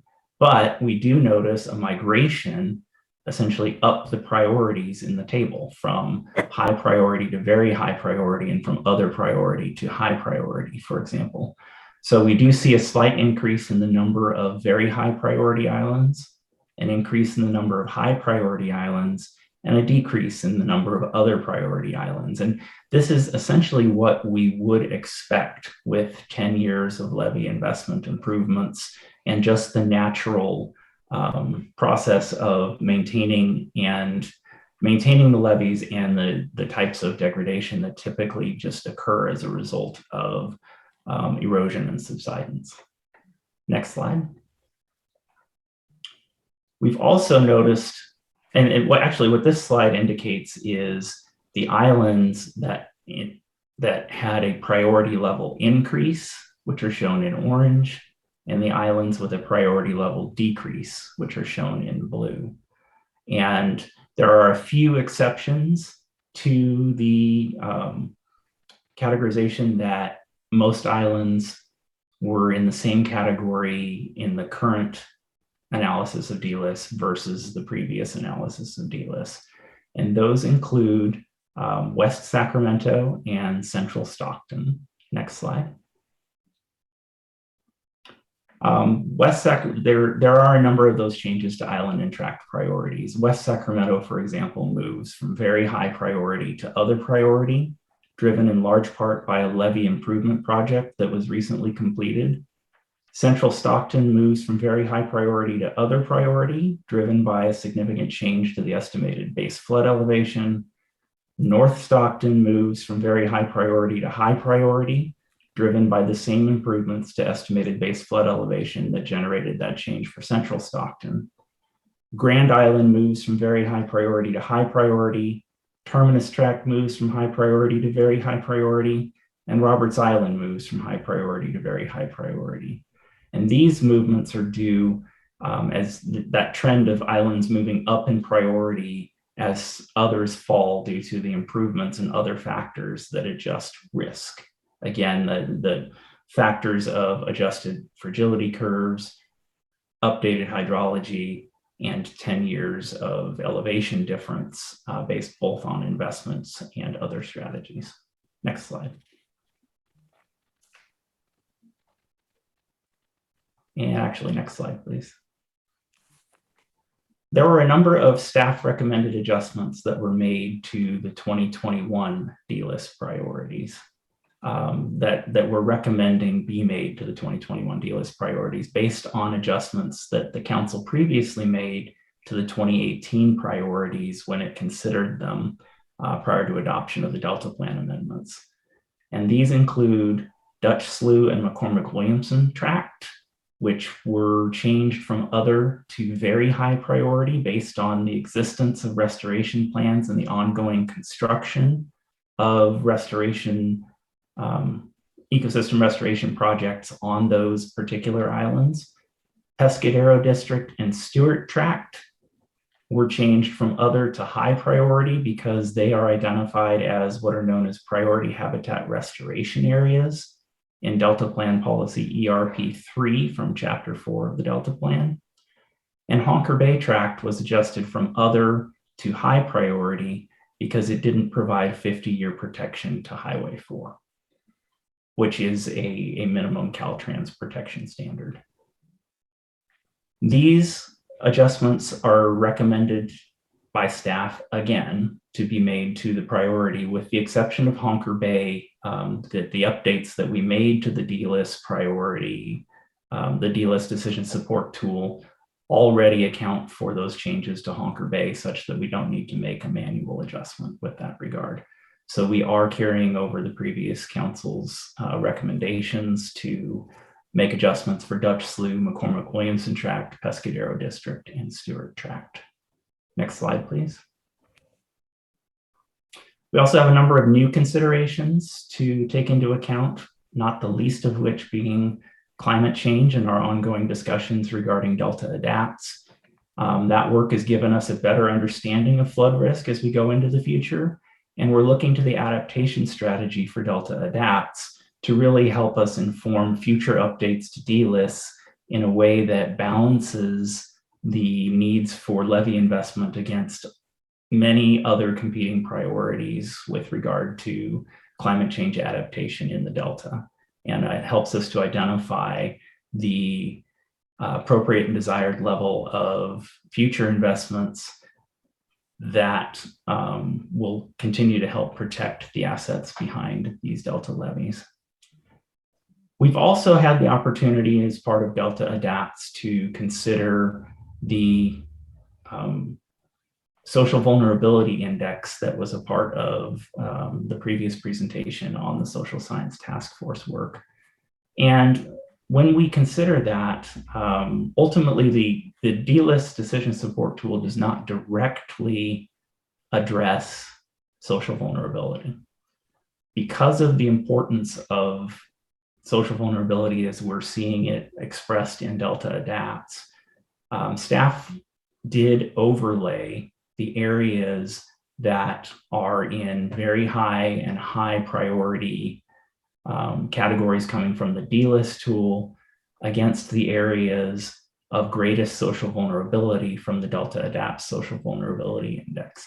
And we found a very good correspondence between those two indicators, with one notable exception. And actually, Brandon, if you go to the next slide, one notable exception to that, and on the left here, we see the very high, and other priorities for the DLIS tool. On the right, we see the highest high and moderate social vulnerability characterizations from the Social Vulnerability Index for Delta Adapts.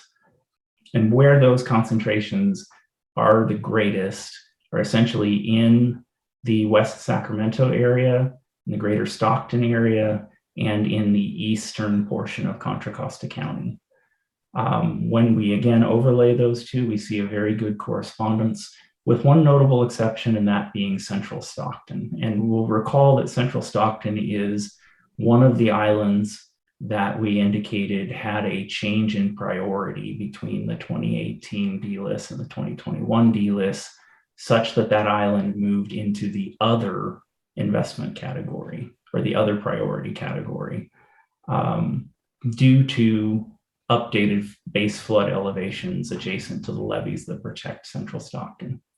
Because of the high levels of social vulnerability in that location, and the fact that under Delta Adapts, we're seeing the potential for levee overtopping in that area as soon as 2050, staff does recommend adjusting Central Stockton from other priority to high priority to account for that vulnerability as part of the staff recommendation today.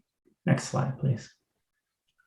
I'll now ask Ryan Stanbrook to provide an overview of the recommended staff revisions to the proposed regulatory language for the Delta Levees investment strategy. Ryan? Great. Thanks, Jeff, and good morning, Madam Chair and council members. The proposed draft contains three distinct parts. The first section covers definitions, which are in part define the scope of levee-related activities and how regulatory policy RRP1 would apply to each activity. The second section contains the island-specific priorities that Jeff just discussed. And the final section details the Department of Water Resources annual report to the council pertaining to its Delta levee funding activities. Starting with the definitions, generally speaking, the revisions proposed today by staff are intended to better distinguish what specific activities would be deemed levee improvements and therefore subject to the DLIS prioritization, and what activities would not. Additionally, staff is proposing the refinement of the levee maintenance definition to now include levee operations, which aligns with a 2018 resolution adopted by the Flood Board on that topic. And the final aspect I would note for the council is the proposed removal of levee rehabilitation as a standalone definition. From staff's perspective, this is intended to improve clarity around the types of activities that the priorities would apply to, and is in response to previous discussions with stakeholders. I would also add that staff's proposed removal of the rehabilitation definition was further driven by the fact that there is currently no universally agreed upon definition of rehabilitation across agencies. Opinions on the meaning of the term in this context range from returning a levee back to its previous level of flood protection to actually increasing the level of flood protection provided by the levee. One issue that has been highlighted in several conversations with stakeholders, and I'd like to touch on briefly this morning, and I should note has also been highlighted by the Delta Protection Commission in a July letter to the council, is a concern regarding the impact of DLIS on the Delta Levy Subvention Program. This is a program administered by the Department of Water Resources and overseen by the Flood Board that primarily funds levee maintenance in the Delta, but at times does fund levee improvement activities. Now, it is staff's understanding that subventions funded levee improvement occurs on a rather infrequent basis, since maintenance activities are the projects prioritized for funding under the subventions program's guidelines. Based on previous council direction, the current proposed draft language would require any Delta levee improvement project, including those funded through the subventions program, to be included in the department's annual report to the council, and for the department to demonstrate in the report how the funding decision aligns with the DLIS priorities. I would also note the current language, recognizing the dynamic nature of the Delta levies, does provide the department the ability to deviate from the island priorities. However, it would require explanation from the department for doing so, for each deviation. Turning to proposed section 5012 in a prioritization of state investments in Delta levies in risk reduction. Given that Jeff previously discussed staff's proposed changes to the island by island priority tiers, I won't spend too much time there. However, I would like to highlight the addition of the Delta levies operations and maintenance activities to the priority section. This proposed addition is not only consistent with the direction and authority provided to the council by the Delta Reform Act to set priorities for such activities, it also aligns with feedback that the council has received from interested parties over the course of the DLIS process.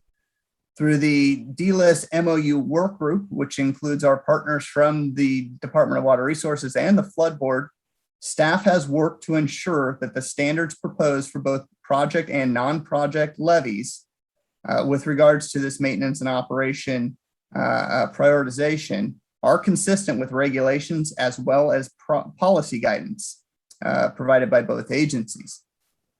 And then finally, turning to the third section of the proposed language, where DWR's annual report to the council is detailed. At a high level, the changes proposed by staff are largely clarifying in nature. However, there are 2 points that I would like to draw the council's attention to.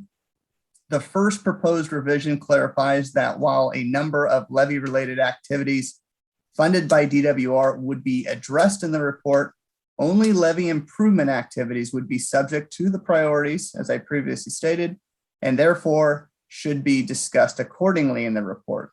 And second, the report would now include a discussion by the department detailing improvement projects that were not only funded by the department, but also those projects the department chose not to fund. This addition came in response to council feedback at the department's 2019 DLIS report presentation. That concludes my portion on the language. I'll now turn it back to Jeff and would be happy to answer any questions at the appropriate time. Thank you, Ryan. Next slide, please. As a lead agency, the council identified that the 2018 Delta Plan amendments was a project under the California Environmental Quality Act, or CEQA. And CEQA requires a lead agency to evaluate and consider the potential significant adverse environmental consequences of a project before the agency adopts or implements that project. On April 26th of 2018, the council certified the program environmental impact report for the Delta Plan amendments that included a modified version of Delta Plan policy RRP1 that was supported by the DLIS 2018 analysis. Section 15164A of the California Environmental Quality Act guidelines states that a lead agency or a responsible agency shall prepare an addendum to a previously certified EIR if some changes or additions to that project are necessary, but would not involve new significant environmental effects or a substantial increase in the severity of previously identified significant effects. Council staff has prepared an EIR addendum for the Delta Plan Amendments PEIR That addendum concludes that the proposed revisions to DLIS would not trigger any new significant environmental effects or result in a substantial increase in the severity of any previously identified significant effects, and thus that preparation of an addendum is therefore appropriate. Next slide, please. So with regard to next steps, and prior to summarizing the requested action of the council today, staff would like to note that we have met with DLIS stakeholders 9 times since March of 2020 to discuss the draft regulation, more than 15 times to discuss the revisions to the fragility curves and the island and tract levee conditions. Moreover, during the development of the DLIS methodology between 2014 and 2018, the council discussed DLIS at 44 council meetings and held 70 outreach meetings.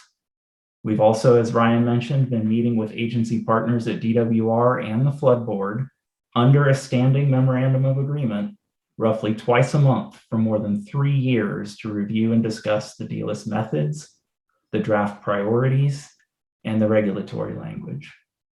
Staff has made significant and progressive changes to the decision support tool, to the island and tract priorities, and to the proposed regulatory language in response to stakeholder concerns, in light of the statutory charge the council has to recommend in the Delta Plan priorities for state investments in levee operations, maintenance, and improvements in the Delta under the Water Code. These recommendations are not directed specifically to any one Delta levee funding program, and the regulatory outcome of the DLIS is essentially an annual public reporting from DWR to the council describing state investments in Delta levees. Staff is confident in the scope of this proposal and confident in the information upon which it is based, and we've worked in good faith with stakeholders to address concerns that we are able to accommodate within the statutory framework that we've been given. Considering this, next slide, please. Staff recommends that the council adopt resolution 2021-02, which is provided as attachment 1 to your staff report. That resolution would approve the addendum to the 2018 Delta Plan Amendments Program Environmental Impact Report, move Dutch Slough and McCormick-Williamson Tract from other priority to very high priority, and move Pescadero District, Stewart Tract, and Central Stockton from other priority to high priority, as we described on previous slides. Would approve the staff recommended Delta levees investment and risk reduction strategy prioritization table and map for purposes of initiating rulemaking to amend Delta Plan Policy RRP1. Would approve the staff recommended DLIS modified preliminary draft regulatory language for purposes of initiating rulemaking to amend Delta Plan Policy RRP1. Next slide, please. Would direct council staff to initiate rulemaking to amend Delta Plan Policy RRP1 set forth in the California Code of Regulations, Section 5012, in accordance with the DLIS prioritization table and map, and the DLIS modified preliminary draft regulatory language, and the regulation in CCR 23 CCR Section 5001 to add new glossary terms that are set forth in attachment 4 to your resolution. Would direct and authorize the executive officer or delegee to make any non-substantive modifications to the text of the proposed regulations. Would direct the executive officer or delegee to correct any errata or make any changes identified by the council at this meeting, and finalize all elements of the rulemaking package to submit to the OAL once complete. And would direct the executive officer or delegee to take such steps as necessary to comply with the California Environmental Quality Act concerning the addendum and to affect the intent of the resolution. Thank you for listening to the full text of the resolution proposal. That concludes staff's presentation, Madam Chair. Happy to entertain any questions. Great. Thank you, Jeff and team. Council members, any questions?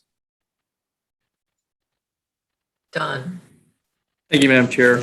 I know we probably have some public comments, so I'm interested in hearing that as well, but two areas I wanted to question. One is related to the adjustments in the categories from high to very high or very high back down to to high or other. When we talk about the restoration efforts and putting some of those that are in the current recommendation into high priority, is there some gauge by which we judge not just the risk, but we talk about life and property, and then certainly restoration efforts that are important to, the charge that the council has in overseeing. But I'm curious, is when we put something very high because it's, and I'll just use, for example, McCormick Williams. I'm familiar with the geography out there. A very little human habitation on the island, certainly farming activities, restoration activities. In that would go to a high priority category, but then you have areas that, such as Central Stockton with, the vulnerability that's pointed out there, or other areas that are, have a larger habitation. So is there some degree of judgment relative to not just the risk that you may present to a particular factor, but our life and I say property, but some of those relate to jobs and other investments in the area. Are they all on the same plane? When you say high priority for investment, is restoration basically, when it gets moved that category, is it equal to life and property? I think life and property and water supply assets and ecosystem assets are all addressed by the D-list prioritization, and in the decision support tool assigns certain weights and points to each island based on how many of those benefits the levies are providing. And I might ask Aaron to just kind of expand upon that a bit, but in essence, all of those are considered a part of the tool. There is some weighting that's applied to them, however, and I'd ask Aaron to address that. So the way that we currently have the prioritization established, and this is based on precedent from the prior adoption, is that life, property, water supply, deltas, place, and ecosystem are all given the same, are all weighted the same. So we are not putting life and property above ecosystem or below it, or water supply does not come above, life and property. It's all the same. The manual adjustment that we are recommending for McCormick Williamson and Dutch Slough was based on the fact that that was a prior decision from the council to elevate those or to move those to the very high category. And that was done in consultation with our partner agencies. So DWR had already made kind of some significant investments in these islands and tracts to make the habitat improvements. So that, that was already in motion, and we wanted to acknowledge and be respectful of that decision that was already on the ground. Does that answer your question? Yeah, it does. And I don't question the merit of those projects. So you've answered my question, though, that you've got 5 applications of risk assessment, as you just described, Aaron and Jeff, but you so life is on the same plane as all the other things that aren't unimportant. But I guess I would argue that, life, when we start doing risk assessment, that has, a distinct priority, protection of life, and that's people. And could be, quitters too. But I guess you use a weighted tool, and I'm not questioning the efficacy of how that gets applied or any of your work. It's just when we move things up or down, as explained, then it may, it be for a variety of reasons, but it doesn't distinguish then for those investments. If you go to a very high priority, you're suggesting that those are the ones that should, be considered, I guess, first in rank order, but they may have very different distinctions about what it is that's being protected or is at greatest risk. Is that a fair comment? Yeah, I would say that's fair. I would like to add that the way that the way that the cutoffs are addressed in this prioritization is that we have, I believe, 90% of the population and 80% of the damageable property is included in the life and proper and is included in the cutoff for life and property. So we've captured that in either in the very high or in the high priority. There's not a lot of people or property that has been left behind or is not not in one of those considered for categories. protection. All right, well, thanks for that, for their response. The other thing I wanted to ask about, and this is probably more for Ryan or Jeff, or maybe you too, Aaron, but this goes to the discussion about, I know, and again, I want to acknowledge the work. Again, a lot of this certainly occurred long before I came back to the council over the number of years here. But when we talk about the subventions, and obviously you referenced, the letter from the commission, but from, other stakeholders, and I'm certainly aware of some of those, conversations, not just the flood board, but, reclamation districts and others. And I would grant that a lot of work's been done around that. But to be clear, then the subventions program as relates to levee rehabilitation or improvement, and I don't know if those are one and the same, if they're categorized differently, the DWR would have to report out under the subventions program, which is $10 million a year. There may be some some times when money's enhanced to that, but that's been a pretty static amount over the decades.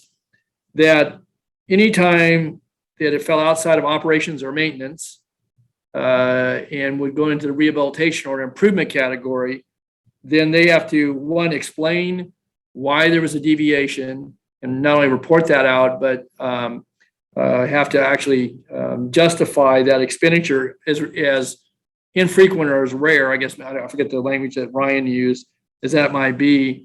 Was there some? My question is, was there consideration as to allowing the subventions program, recognizing that that is a rare occurrence, allowing that to all fall within the category of either maintenance operations and or rehabilitation, and not parsing this so finely that then we're going to put another layer of certainly reporting requirements on local entities, but certainly the agencies that are responsible for that. So I want to get some understanding, because I know that at the commission level, again, Delta Protection Commission level, there was quite a bit of discussion regarding this, and obviously we communicated that in the letter that was referenced in Ryan's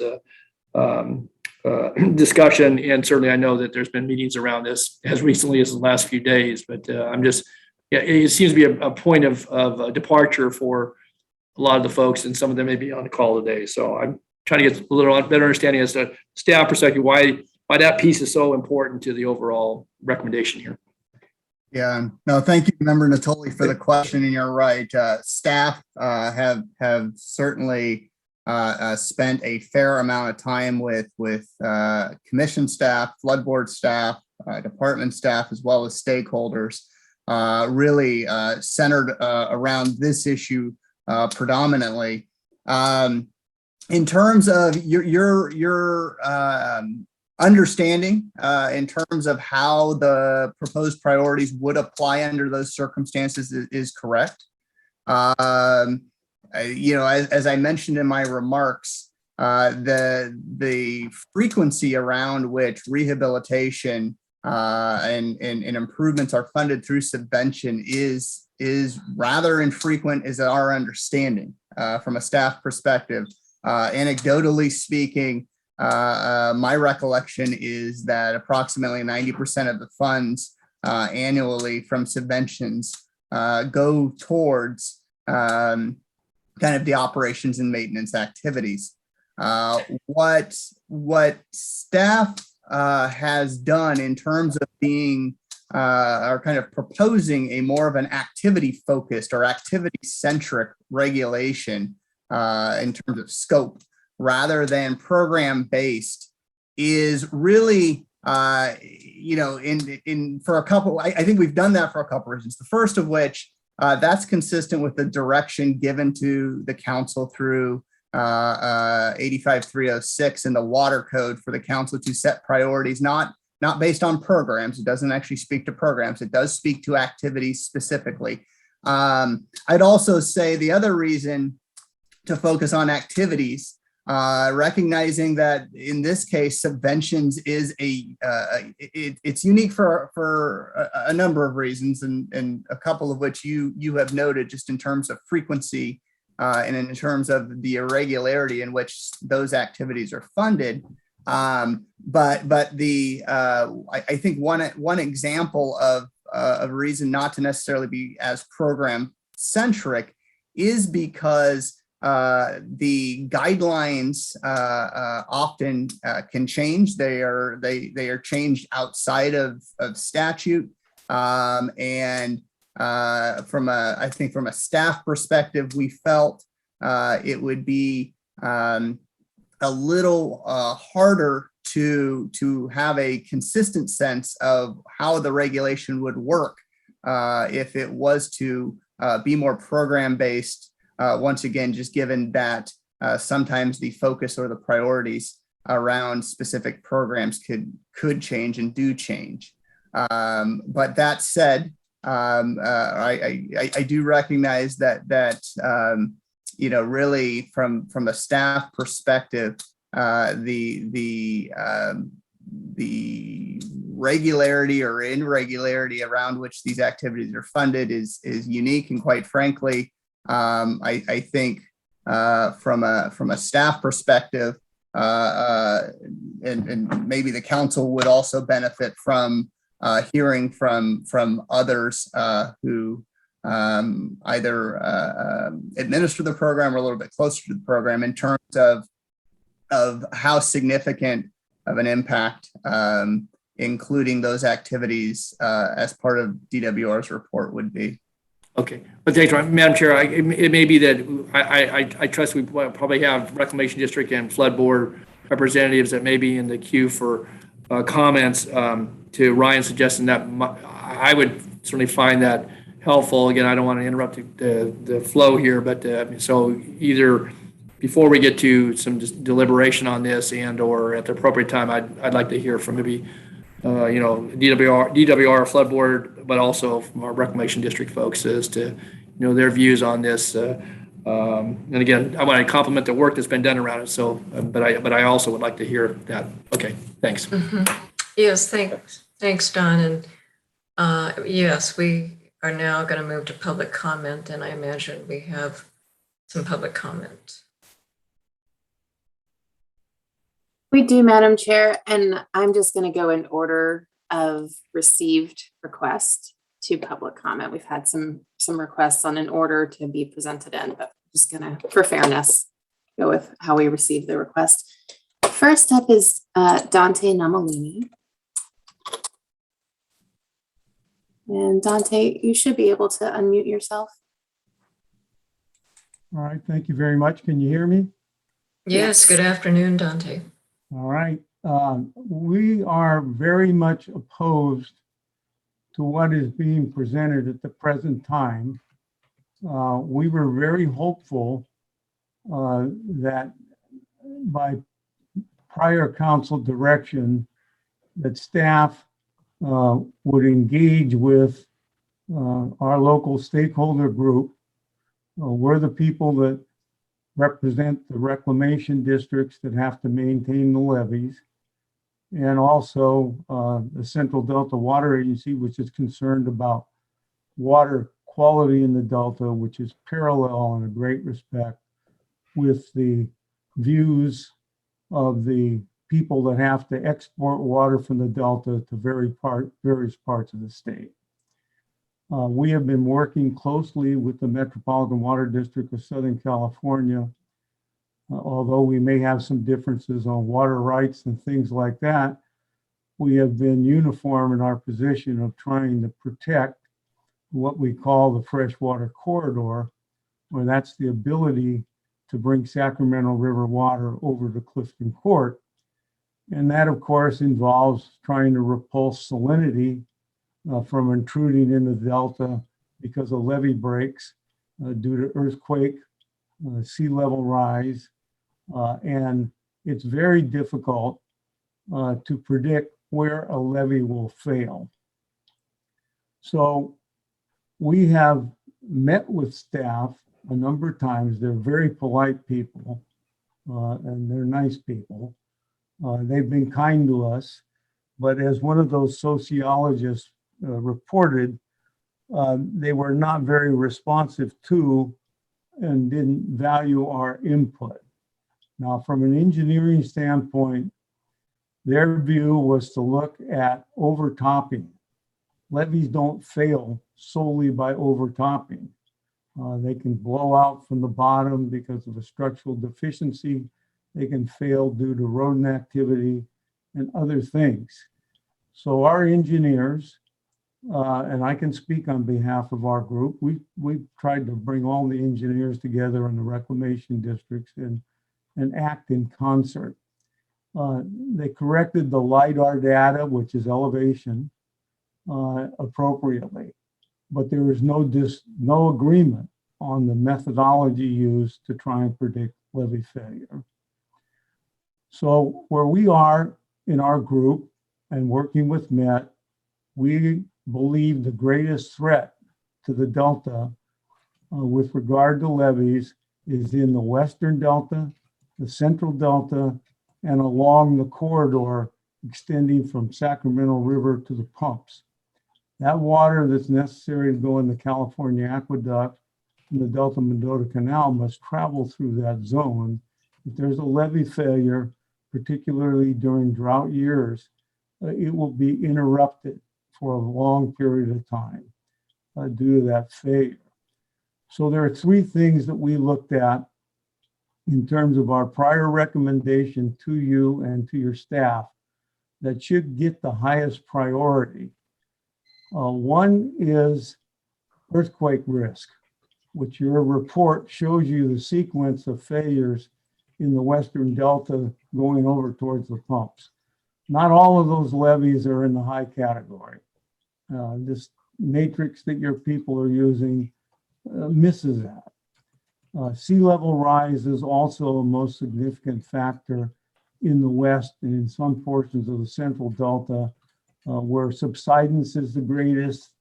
And it's important to have a wide enough levee crown and a wide enough base such that as sea level rises reflect themselves, we can raise the levee accordingly. So there are three mapping efforts that we put together to submit to your staff. And one is based on FEMA assistance in disasters. Now, the levee subvention program includes rehabilitation and also includes picking up disaster response costs that are not covered by FEMA. So the program is not as limited as described. The other thing is we have two programs for the Delta, and I'm talking about the non-urban part. The urban part of the Delta has been mixed in with this, and that's where the Corps of Engineers comes in and works with the state and the locals for levee improvement. Those are mixed into this same scenario with what we consider to be the non-project levees in the Delta and with some project levees that are not urbanized. So there's a difference. And what we've done is we've taken the 1983 flood mitigation plan delineation of the levee systems that were intended to be improved through state programs and as part of the mitigation requirement for FEMA continued participation in the Delta. We took those levees together with those most affected by earthquake, those most affected by sea level rise, and the need to maintain the freshwater corridor, and put those together as to what we think deserves the highest priority. That's where those of us who are interested in protecting water quality for the Delta and the exports and preserving the Delta as a whole are working together to do that. We are also working on an improved standard, a levee engineering standard. I probably exceeded my time, But we would love to be in a partnership relationship with you people. We got this presentation from staff last Thursday evening, and we have had, it's 136 pages. We've reviewed some of it. There are major errors in the matrix that we see that was used to formulate this rating that staff is depending on as a rather sterile approach to the Delta levy problems. We think we can help get that cleaned up. It's going to take some time. If you start your regulatory process prematurely with the attitude displayed by staff, we're probably going to just be in a fight and not be able to achieve any modification. Dante? The impression I got from staff was that the board has not suggested to them that they ought to work more closely with our stakeholder group. Anyway. Dante? Yeah, I'm through. We're at 7 minutes. And I got it. I'm off. So. Good enough. I'm just telling you where we are. We would hope that you would tell staff, don't hastily go forward with the regulatory process. Get together with these people that are working on the problem on the front end and see if you can't work out the differences so we can have something that we can support rather than oppose. Dante, are these people you refer to, that include the water contractors, or this is just the North Delta organization? No, the Metropolitan Water District of Southern California is working directly with us on our effort to preserve the freshwater corridor and secure these westerly islands and the central islands. And we got an engineering team working together on putting together an improvement to the Bulletin 192-82 standards, given the view towards climate change and sea level rise. So that's where we're working. That's where the Met is working. That's where we're working. The people in the field, in the dirt, have a different view than this sterile approach. And if you look at that map they have, they've got a wedge of other going right into the important areas, which I view as just an indication that the methodology being used is just an unreasonable approach. Anyway, we encourage you to encourage your staff to work with us. They're nice people. They're a little overly rigid. They're not responding to the heart of the matter that we're concerned about, which is preservation of the Delta. And I don't think they understand the past. The past funding has been divided up. That's how we took care of priorities. We divided it up into special project, subvention projects, and the regular funding by the Corps and the department in the urban areas. So Dante, I really appreciate what you're saying, and I really appreciate that you are telling us exactly where you are on this. I think that staff has been listening. I think that this tool is not rigid. The prioritization is not based solely on the tool. Manual adjustments are made before any decisions are made. The outcome of all of this is a report from the Department of Water Resources. No one is forced to follow the prioritization. It is a transparency tool.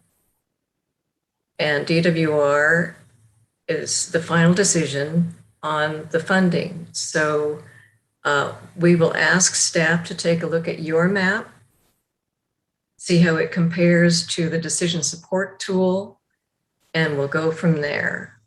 Is that okay with you? No, I understand. I understand that it's a recommendation that comes from you. That's all it is.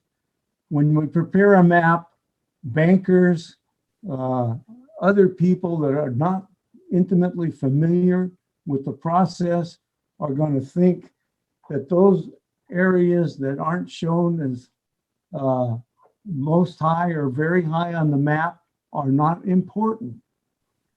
And so you're creating an impression directly contrary to what those of us that are trying to preserve the Delta, preserve the ability to deliver water out of the Delta, are working on.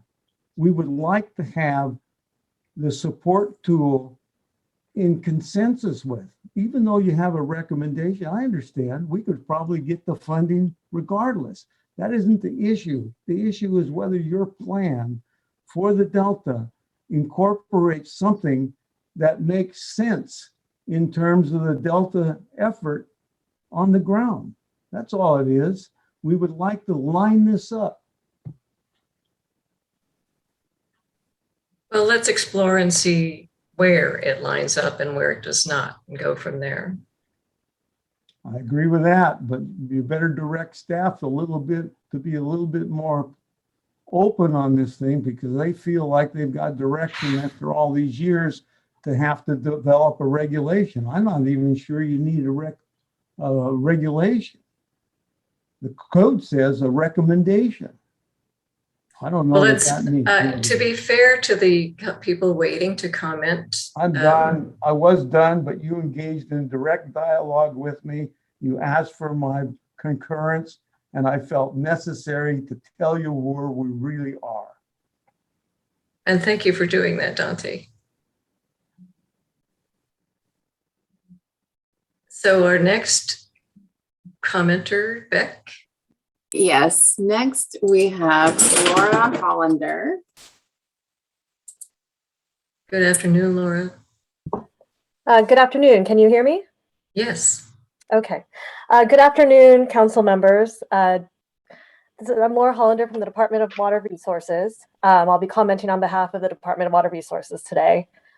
First, I'd like to say DWR appreciates the opportunity to comment on the proposed regulation regarding the Delta Levy Investment Strategy.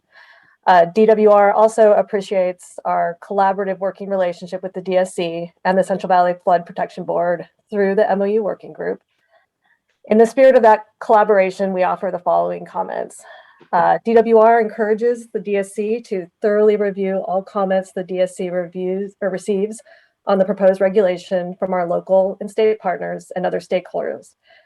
We stand ready to engage on the issues raised as needed through our MOU working group with you all and the Flood Board and in other venues. DWR plans to implement its grant and subventions programs in the manner that it always has.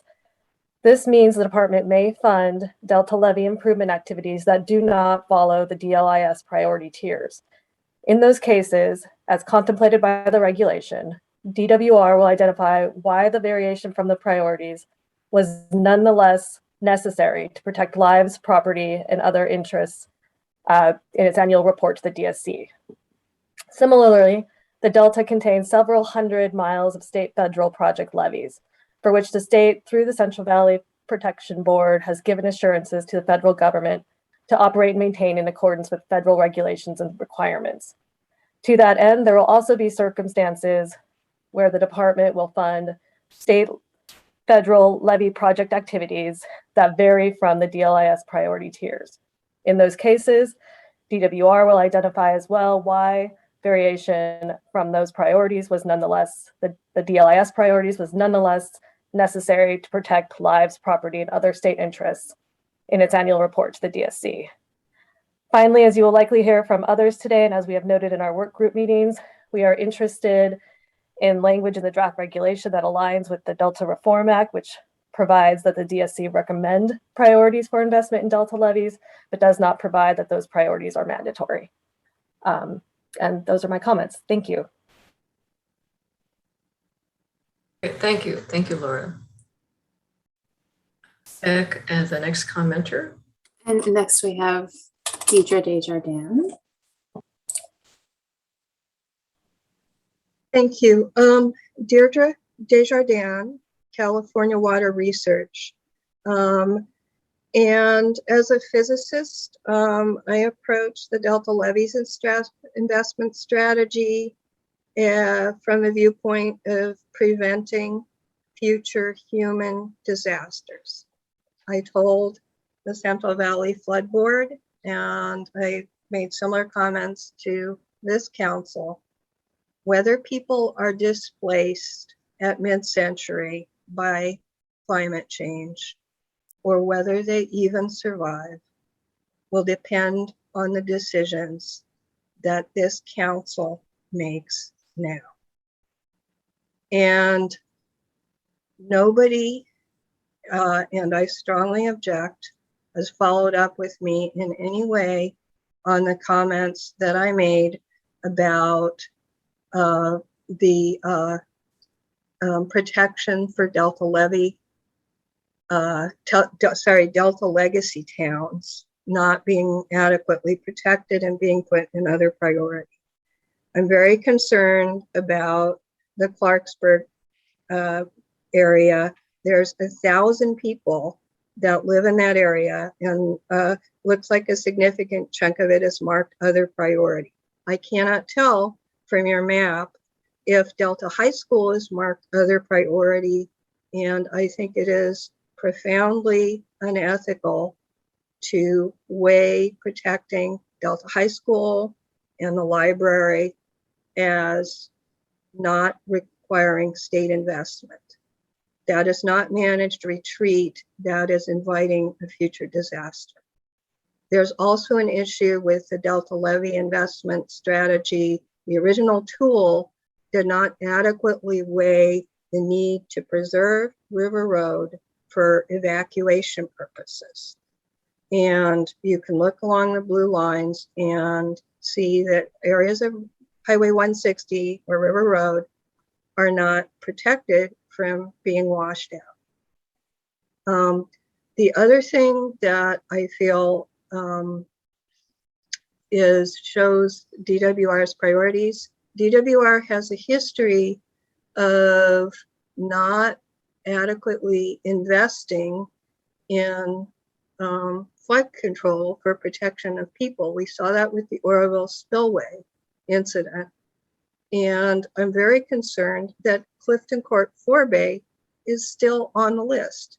The Clifton Court Forebay embankments are not levees. It's a jurisdictional dam that's owned by the Department of Water Resources. And I formally object to it being included in the high priority and requiring state investment over protecting these communities.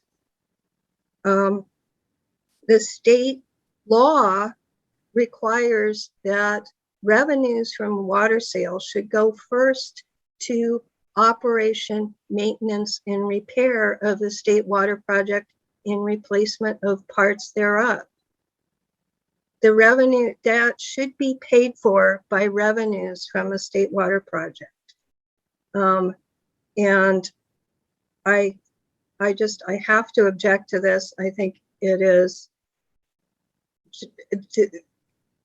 this is just not ethical, and I'm very sad that nobody reached out, nobody gave any opportunity for anybody who was knowledgeable about disaster planning to give this kind of feedback.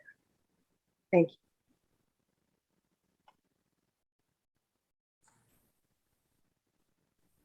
Thank you, Deirdre.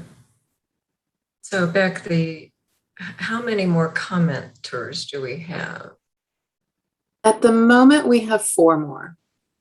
Okay, so on to the next commenter. Okay. Next up is Melinda Terry. And I just see a Melinda on here, so I'm gonna give you the moment there to unmute. Thank you. Can you hear me? Yes. Great. Hi, I'm Melinda Terry. I'm the Executive Director of the Central LA Flood Control Association. I haven't seen all of you for a while, so it's nice to see your faces. I was unable, due to some family circumstances, to participate in many of the meetings that were held. But I did participate on Tuesday with another meeting, and as Dante said, they presented things there. And I guess what's a little concerning about today is you're going to initiate the rulemaking process. And as Dante said, there's 136 pages.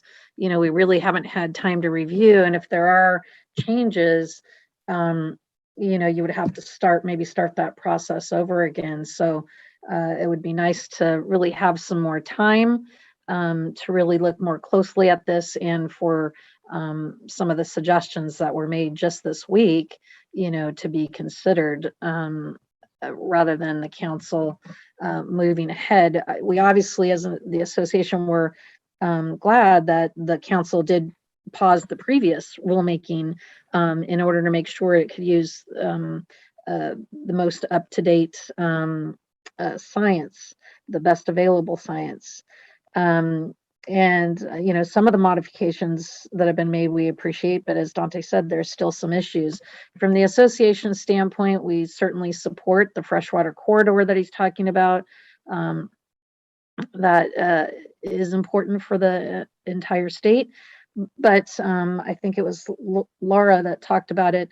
But really, the flood board focuses a lot on those state plan of flood control levies because of the federal assurances that have been given. And, you know, they, you know, have reporting basically from the RDs on their ability to keep up with that maintenance, which is important because to get federal funding for repairs when there's damage, and there's damage in every winter.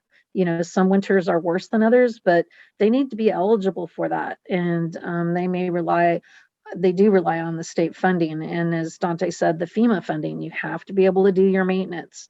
So these should be priorities, and particularly for the state plan of flood control, because the state has liability. That 1986 flood resulted in a 20+ year lawsuit and the state paying $500 million. And part of the reason was they were responsible for failing to fund the maintenance of those levees that resulted in a failure. I will just add that we have not had an overtopping failure since 1986. Now, that is due to the focus of these levee investment programs, funding programs, to get the height of those levees up. But what is dangerous are those sunny day failures. And in 2004, we experienced one. 1972, we experienced one. Well, it wasn't talked about in the narrative, and you know there are issues with the narrative as well as some of the other documents being considered today. But it failed to talk about the fact when you have those sunny days, those pumps, you know, get shut down, and you have to release reservoir water. Mother Nature, or wait for Mother Nature to flush it out. That's what they had to do in 72. 500,000 acre-feet had to be released. God forbid it happens in a year like this, because we don't have extra reservoir water. So the maintenance of, you know, these levees is extremely important. And I guess at this point, it would just be really nice if you don't initiate this process right now. You've taken the time thus far, but we would like to be able to really read these documents fully before you initiate a process that makes any changes to it difficult, because it could cause you to restart it all over again. Again, you've spent a lot of time. Why rush it? Let's try and, you know, make sure that we have a little bit of changes that could happen before you do that. Thank you. Thank you, Melinda. It's good to hear from you again. It has been a while. On to the next commenter. Next, we have James Crowder. Can you all hear me? Yes. Yes. Good afternoon, everyone. My name is James Crowder. I'm an attorney at Solari Reserve here in Sacramento. I'm making these comments on behalf of the local agencies of the North Delta, also known as LAND. LAND's a coalition of reclamation districts in the Northern Delta. To keep this brief and not repeat a lot of the things that have already been said, I'd like to echo the technical suggestions and concerns made by Dante a little bit earlier regarding the mapping of the D-list prioritization and the representation of stakeholder concerns. As many of y'all know, over the years, our office has participated in stakeholder outreach on behalf of entities working to maintain and improve flood protection for Delta lands, infrastructure, and the Delta communities. The D-list proposed regulations still remain out of touch with the practical realities of flood control in the Delta. And despite sincere efforts by DSC staff to continue building upon previously completed work, that work fails to advance the purposes of the Delta Reform Act and does not follow the directives of Water Code sections 85305 and 85306. Additionally, we don't believe the environmental review of the proposed amendments is adequate because it fails to properly analyze the project's environmental impacts. And as multiple speakers have indicated, this effort has been going on for years, and we understand the council wants to move forward and complete the project. However, we believe it is short-sighted to adopt priorities that ignore the fact that the Delta levees work as a system, and that system must be maintained as a system in order to protect critical water, transportation, and utility infrastructure, along with the over 500,000 people that live in the Delta. We've been reassured that staff will continue to work with us to develop the regulations that will ultimately be submitted to the Office of Administrative Law for approval. But the fundamental concerns that have been raised here today by both Dante and Melinda and myself are the same concerns that Delta stakeholders have been voicing for years and are unlikely to be addressed once the council approves this item today. These errors should be corrected prior to the council approving the specific prioritization table and draft regulatory language as recommended in the staff report. We therefore respectfully request that the council refer the item back to the staff and revise the regulations to better track the common sense and statutorily compliant amendments that the Delta stakeholders have been providing. Thank you for considering these comments.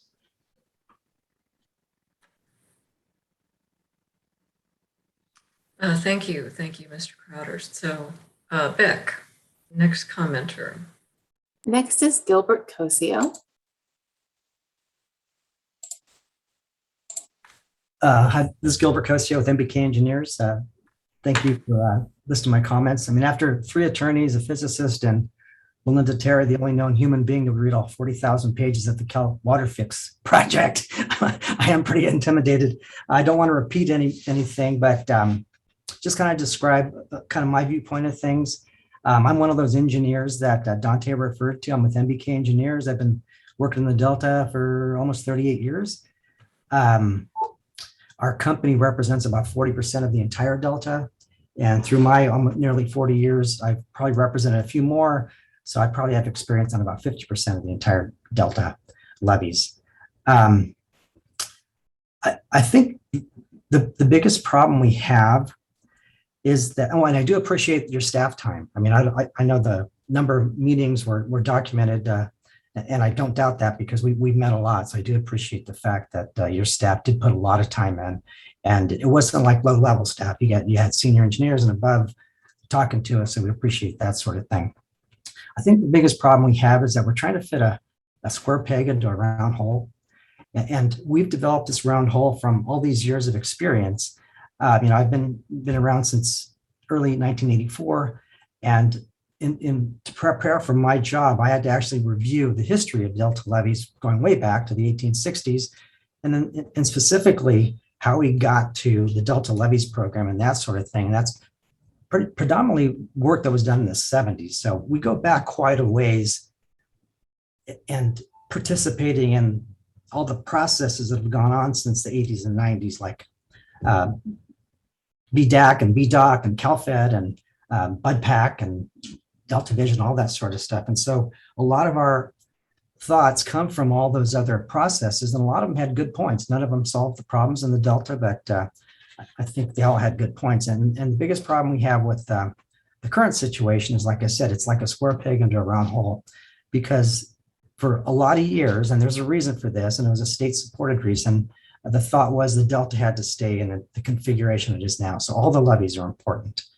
And we can go back in history if you want to do that, but I don't want to spend that much time. But there is a reason for that.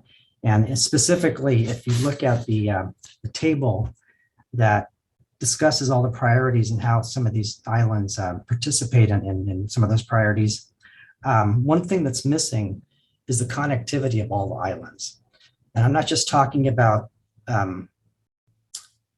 we've talked to you before about the domino effect. If levees fail, they're going to put pressure on neighboring levies and that sort of thing. That is not something we've made up. That was something that DWR pushed really hard in Bulletin 19282 to the point where that was one of the reasons they were really pushing for a federal project. If you go back and read some of the documentation written by, letters written by Ron Roby, the director of DWR at the time, that was one of the main reasons the Delta needed to be maintained as a whole, as a system, because of this domino effect that was real. I mean, we've seen it.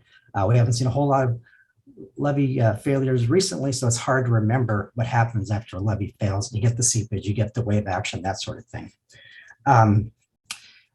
So I think there are a couple things I want to comment on. One, the table, there probably could be a couple more columns added. In other processes like DREAMS, Phase 2, and CalFed, we actually had bigger tables because we think these levees provide a lot more importance to certain parts of the Delta. Certainly, as Ante and others have explained, the water supply portion is kind of limited in the table that the staff's put together, but in reality, it is the entire freshwater pathway that we're concerned about. And that was pretty clear up until about 10 years ago, and somehow that fell out. I think people started focusing more on the Old and Middle River corridor and kind of forgot that corridor actually starts way up at the Sacramento River. Also, ecosystem, these levees protect a lot of ecosystem. And I think the table misses some of those levee systems. A lot of them have private seasonal wetlands for waterfowl habitat. Some are permanent wetlands that are private. And then a lot of them have easements for wetland habitat that were purchased by the state and federal governments.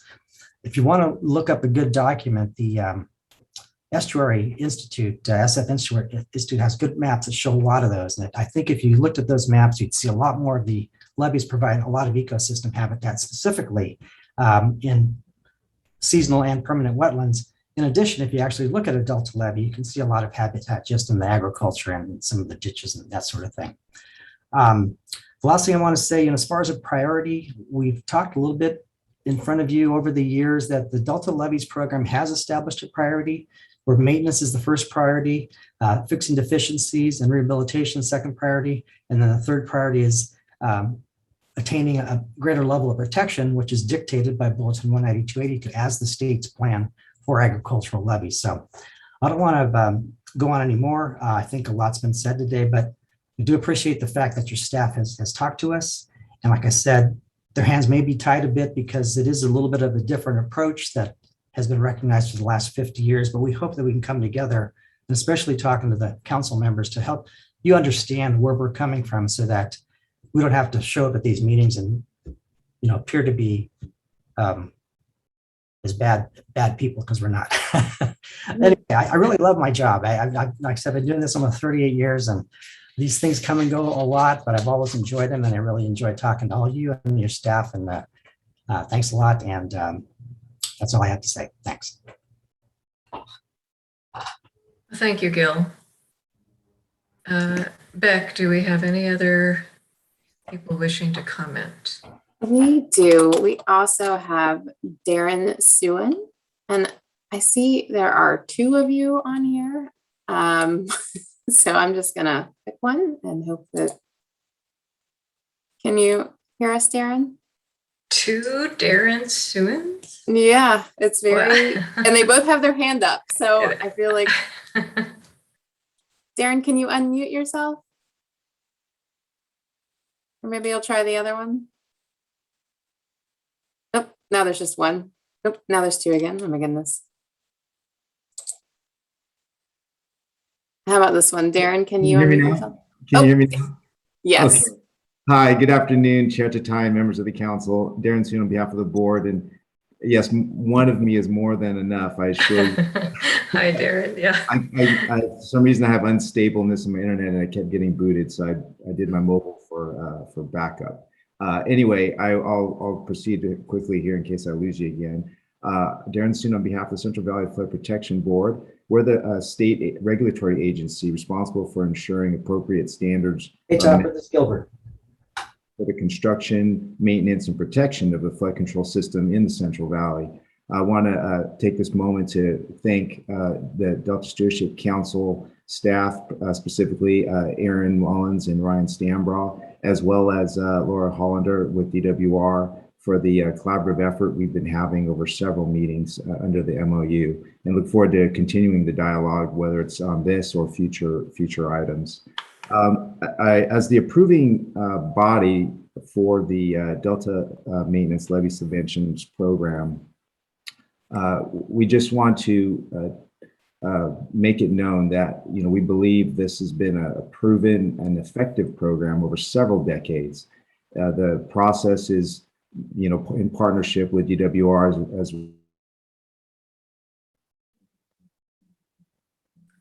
at this point, I can't hear Darren. Madam Chair, we might have just lost his connection. Is there any, oh, there he is, he's back. I'm going to try to switch my phone here. Okay, How's that? Can you hear me now? yes. Okay, thank you. I'm not sure where I left off. Let me just start with again, we believe as it pertains to the Delta Maintenance Levy Subventions Program, we believe this program has been an effective program over the last several decades. It's something that we, in partnership with the department, we review and approve the suite of actions and for the funding and actions to be implemented in the Delta. As far as the RRP1, we would support the Delta Protection Commission's request to effectively exempt the Delta Levy Maintenance Subventions Program from the prioritization process. We really appreciate DWR's comments earlier from Ms. Hollander and their willingness to report out. And we recognize that the Stewardship Council requires this information in their decision-making process. I would offer up that because we do have an approval process within the board, we could share this information with staff as things go forward. And I think that would accomplish the intent that the Stewardship Council is seeking and in implementing the Delta plan. So with that, again, we respectfully request that the subventions program is exempted from the prioritization process, and happy to take any questions. Thank you. Thank you, Darren. So Beck, is Darren our last commenter? He is, yes. I'm not seeing any other raised hands. Okay. So council members, are there any questions at this point? What are the possibilities of continuing this discussion? Chair, if you don't mind, I'd like the opportunity for staff to respond to some of the comments that we heard from that would be fine. Go ahead. Yes, please. Thank you, Jessica. Okay. Maybe I'll start off and then I'll ask Jeff and Ryan and Aaron to fill in some of the details. I do want to make a note that the 136 pages that was referred to in the comments was not something that was just dropped a few days ago. The 136 pages actually includes 72 pages, which is Delta Plan Chapter 7 that the council previously adopted in 2018. That language has been available since 2018. The proposed rulemaking language is 9 pages. That has been available since May 2021 and has been the subject of multiple stakeholder meetings over the past months and frankly years. That language still does remain subject to change based on the input that we get from this rulemaking public process. And as we have seen from 2019, if significant new information were to become available, the council could always pause that process again to revisit that information and to consider additional changes. I think what you heard today is there is no perfect way to predict. There is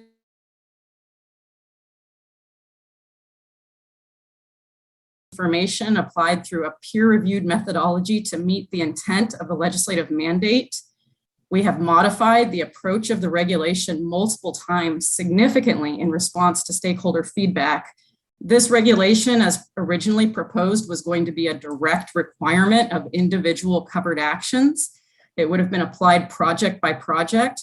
We worked significantly with stakeholders and with our partner agencies, DWR and the Flood Board, to change that approach to essentially develop a reporting requirement that would allow us to get the information, the transparency in state funding that we've been looking for and that the legislature intended, while also continuing to adapt prioritization going forward when new information comes available.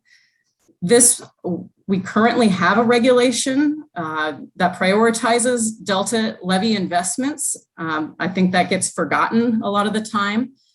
We seek to improve upon that regulation, and we will always be improving on that regulation.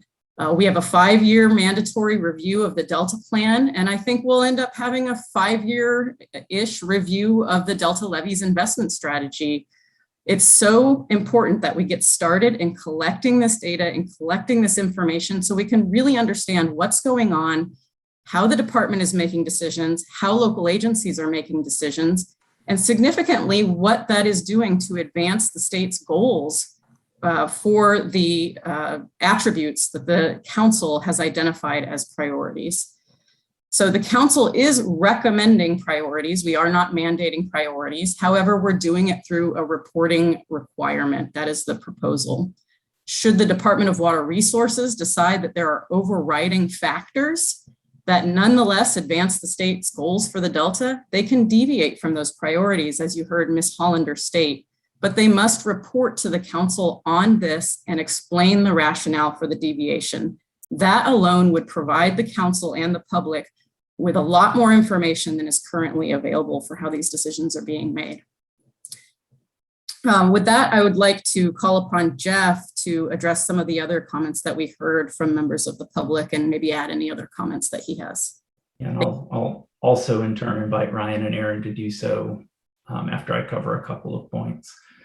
One thing that is kind of coming out to me through this dialogue is an understanding that what the Delta levies investment strategy does is identify multiple benefits that these levies provide and attempt to characterize the risk to those benefits. It's, again, I want to reiterate, not saying one island is more important than the other, not saying the Delta isn't a system, but instead just identifying a starting point.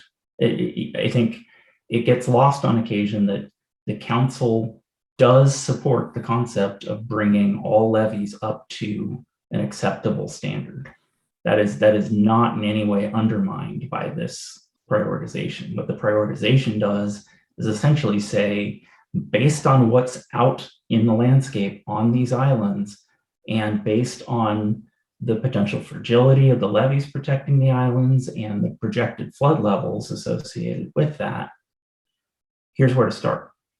Or here's where to protect those priorities that are established in the Delta Reform Act, here are logical places to begin. It's not to say other priority islands don't need investment, they do. It's instead to say, beginning with the very high priority islands, let's focus our investments there first. And again, at the end of the process, what this regulation would require is an annual report, just enabling the department to describe how it has chosen to fund Delta levy maintenance improvements and operations over the course of the previous year, and aligning the portion of that that goes towards improvements against the priorities, and just stating where there's a deviation from those priorities, that was nevertheless necessary to protect lives and properties and the other factors that we've considered. So I just want to kind of help to reiterate some of those points about what the Delta levies investment strategy is actually doing once it's implemented. Ryan or Aaron, any other points brought up in the comments that you'd like to address? Thanks, Jeff, and thanks, Jessica. I think you both spoke well to a number of issues. I would just reinforce one point with regards to the fact that regardless as to whether the Delta levies are treated as a system or island by island, to Jeff's point, I believe you raised, prioritization is what is required by the council. And once again, you do have to start somewhere. So I don't know what current estimates are to bring the 1,100 plus miles of Delta levees up to a kind of an adequate level of protection. But I think at last check, it's well over $1 billion. Certainly recognizing limited levy funds being what they are, and as well as the kind of the uncertainty around the next water bond, to where a significant amount of money could be appropriated to Delta levies. I would suggest that prioritization is more important now than ever, and this work is not intended to not recognize kind of the value of the Delta levies as it relates to the system, as it relates to the state, but rather reinforce that. And so that's just an additional note that I would add with regards to the comments we heard.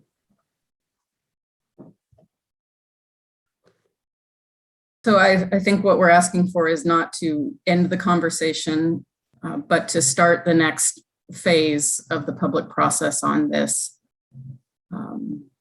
And with that, happy to answer additional questions from the council members. Well, this is Daniel. Go ahead, Daniel. Go ahead.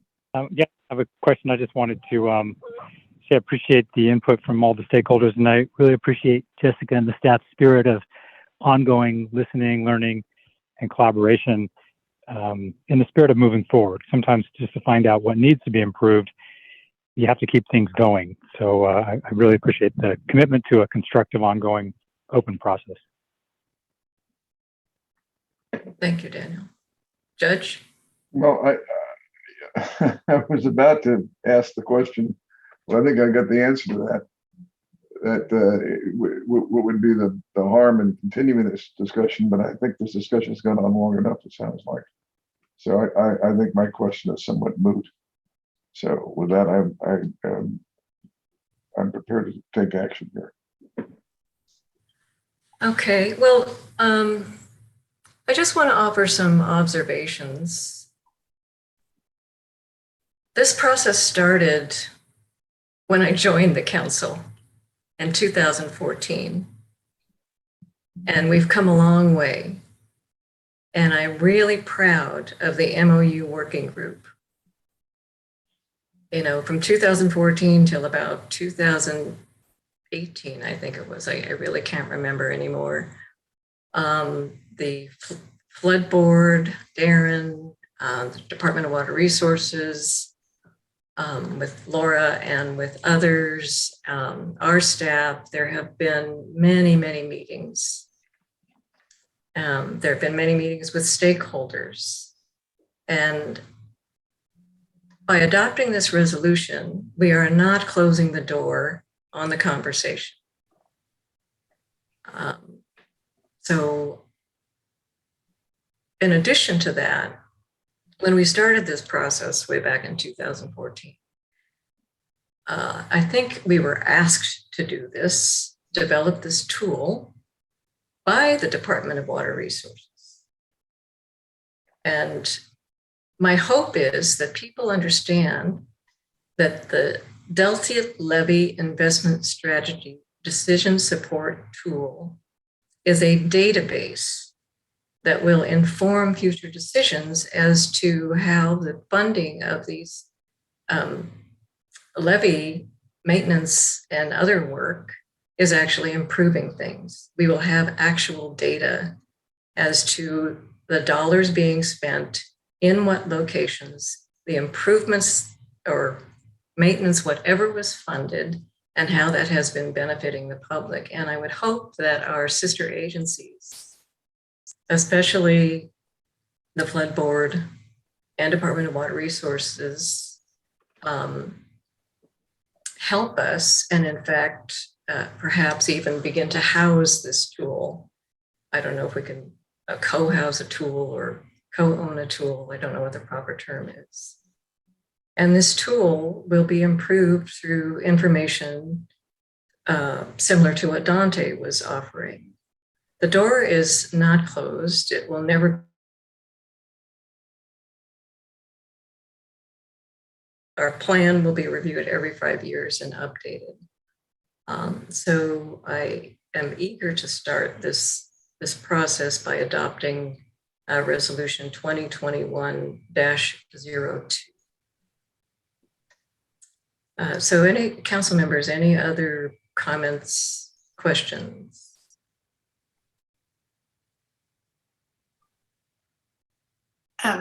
Chair Tatian. Yes, Virginia. I was just going to actually acknowledge and commend the stakeholders that have been involved in this. Also really highly commend our staff, who you can see have done their due diligence in reaching out and getting as many people involved. And, you know, I think to the point, and I think I know where Judge Damrell was kind of going when he first was making the inquiry, if we could, you know, continue this conversation. But I think it's important for us to continue to move this forward. Nothing is set in stone, but I think we need to have a starting point. And I think that I feel comfortable just knowing that that this is a good starting point for us, and that we will be gathering more data to help us as we move this forward. And, you know, again, when you take a look at 1,100 miles of levees, it's a lot. It's a lot to process. So really, more than anything, just to say I'm in full support. Let's get this started and let's learn as we go through the process. Everything is fluid. This is, ironically, that's how I had it listed. This is a very fluid project, and I think we just need to keep moving it forward. So thank you. Sure. Yes, Don. Yes, thank you, Madam Chair, and certainly acknowledging the work that's gone into this, and I'm not unappreciative by any means of, you know, certainly the staff time has been devoted to this, certainly the council time over a course of a number of years, and again, also the work that even went into prior to the 2014 initiation of this. But I don't come at it that you have to have, you know, unanimous consensus around items, but I think some of the issues may always be ones that are going to be points of departure. And anytime you try to take priority to comments that fellow councilman made, you know, it is a system. It's 1,100 miles of levees. It's significant, and you know, there's work that goes on all the time by the folks that are, you know, that have been kind of classified as stakeholders because, again, a lot of their interests are very direct and very personal. They're the directors of the reclamation districts. They're the members of the water agencies. They're the residents, the business owners, the people who are deeply invested, both from a immediate standpoint, a present standpoint, but also historically and certainly into the future. And so I think there's a lot of desire to get to a point where we can provide the, you know, the level of protection that's not only warranted, but that's needed to address a variety of risks.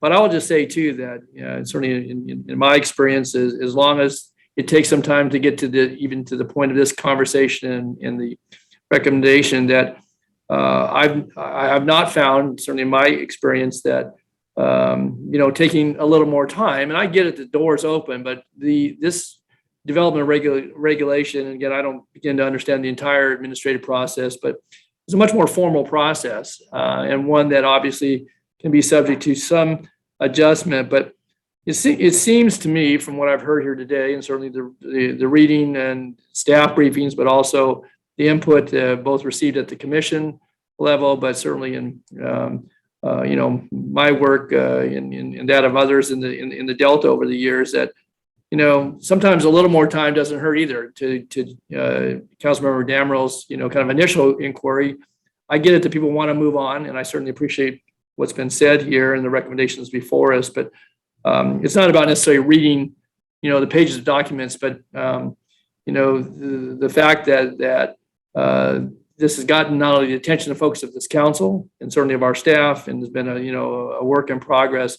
I don't see the harm. In fact, I see some prospects because we've honed in on some issues and some that may just not be agreed upon. So if people agree to disagree, I get that. But I frankly have the opinion that if we took another month or two, granted, that's effort that will not be counted in the in triggering the process as is before us today. But after hearing the comments and certainly thinking about it, just even as we've had this hearing here today, I'm prepared to give a little more time and mind that I'm not going to be supportive of moving this today.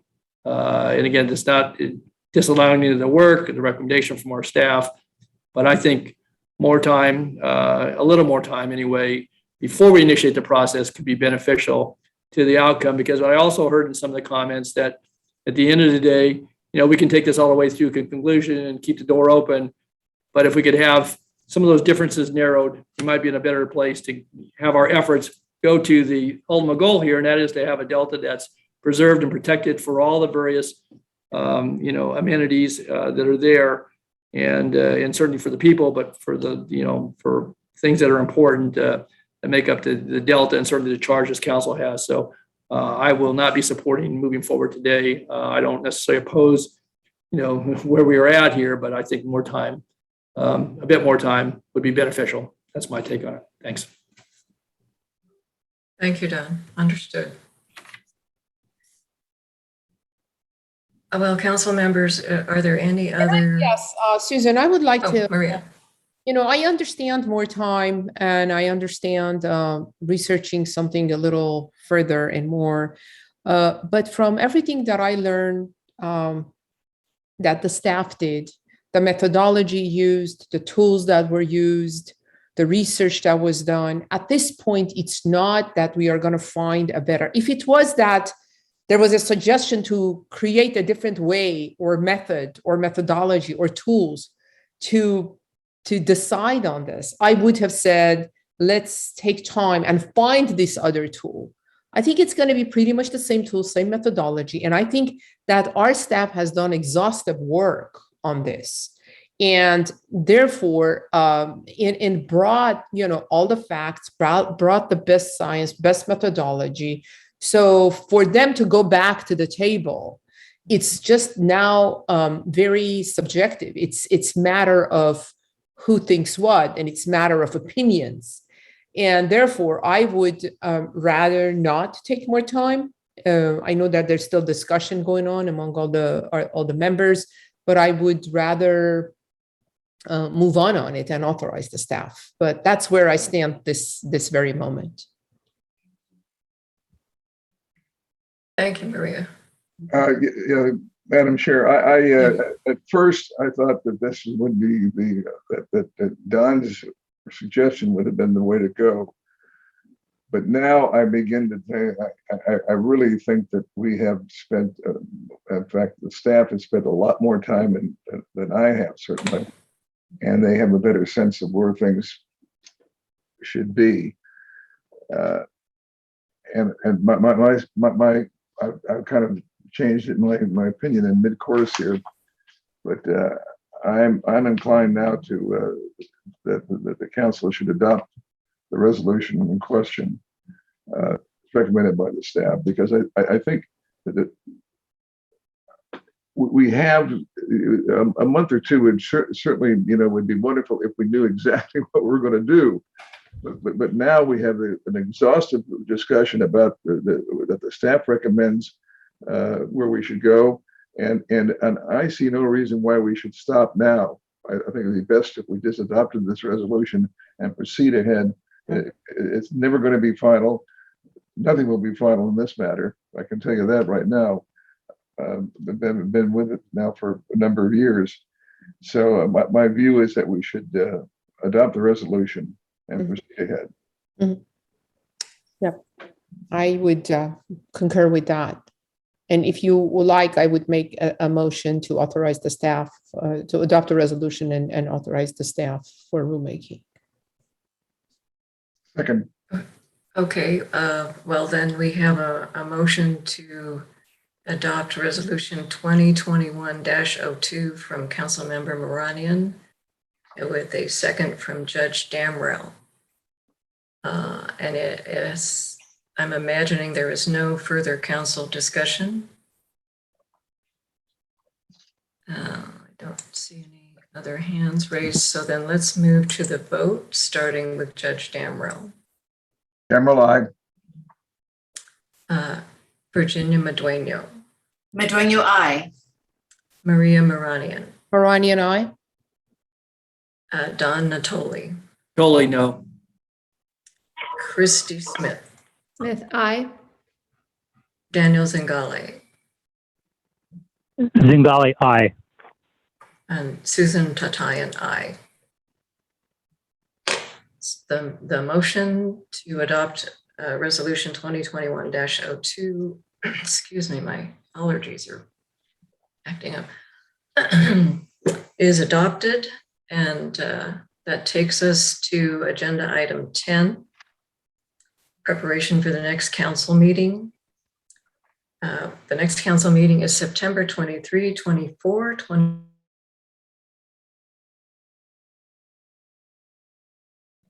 I want to thank all the stakeholders who took the time to comment and be with us today. I want to thank everyone for a very robust discussion. So with that, the council meeting is ended. Everyone take care, take good care of yourselves, and see you next time. Yeah. Thanks, Susan. Thank you. Bye-bye. Thank you. Bye, everybody.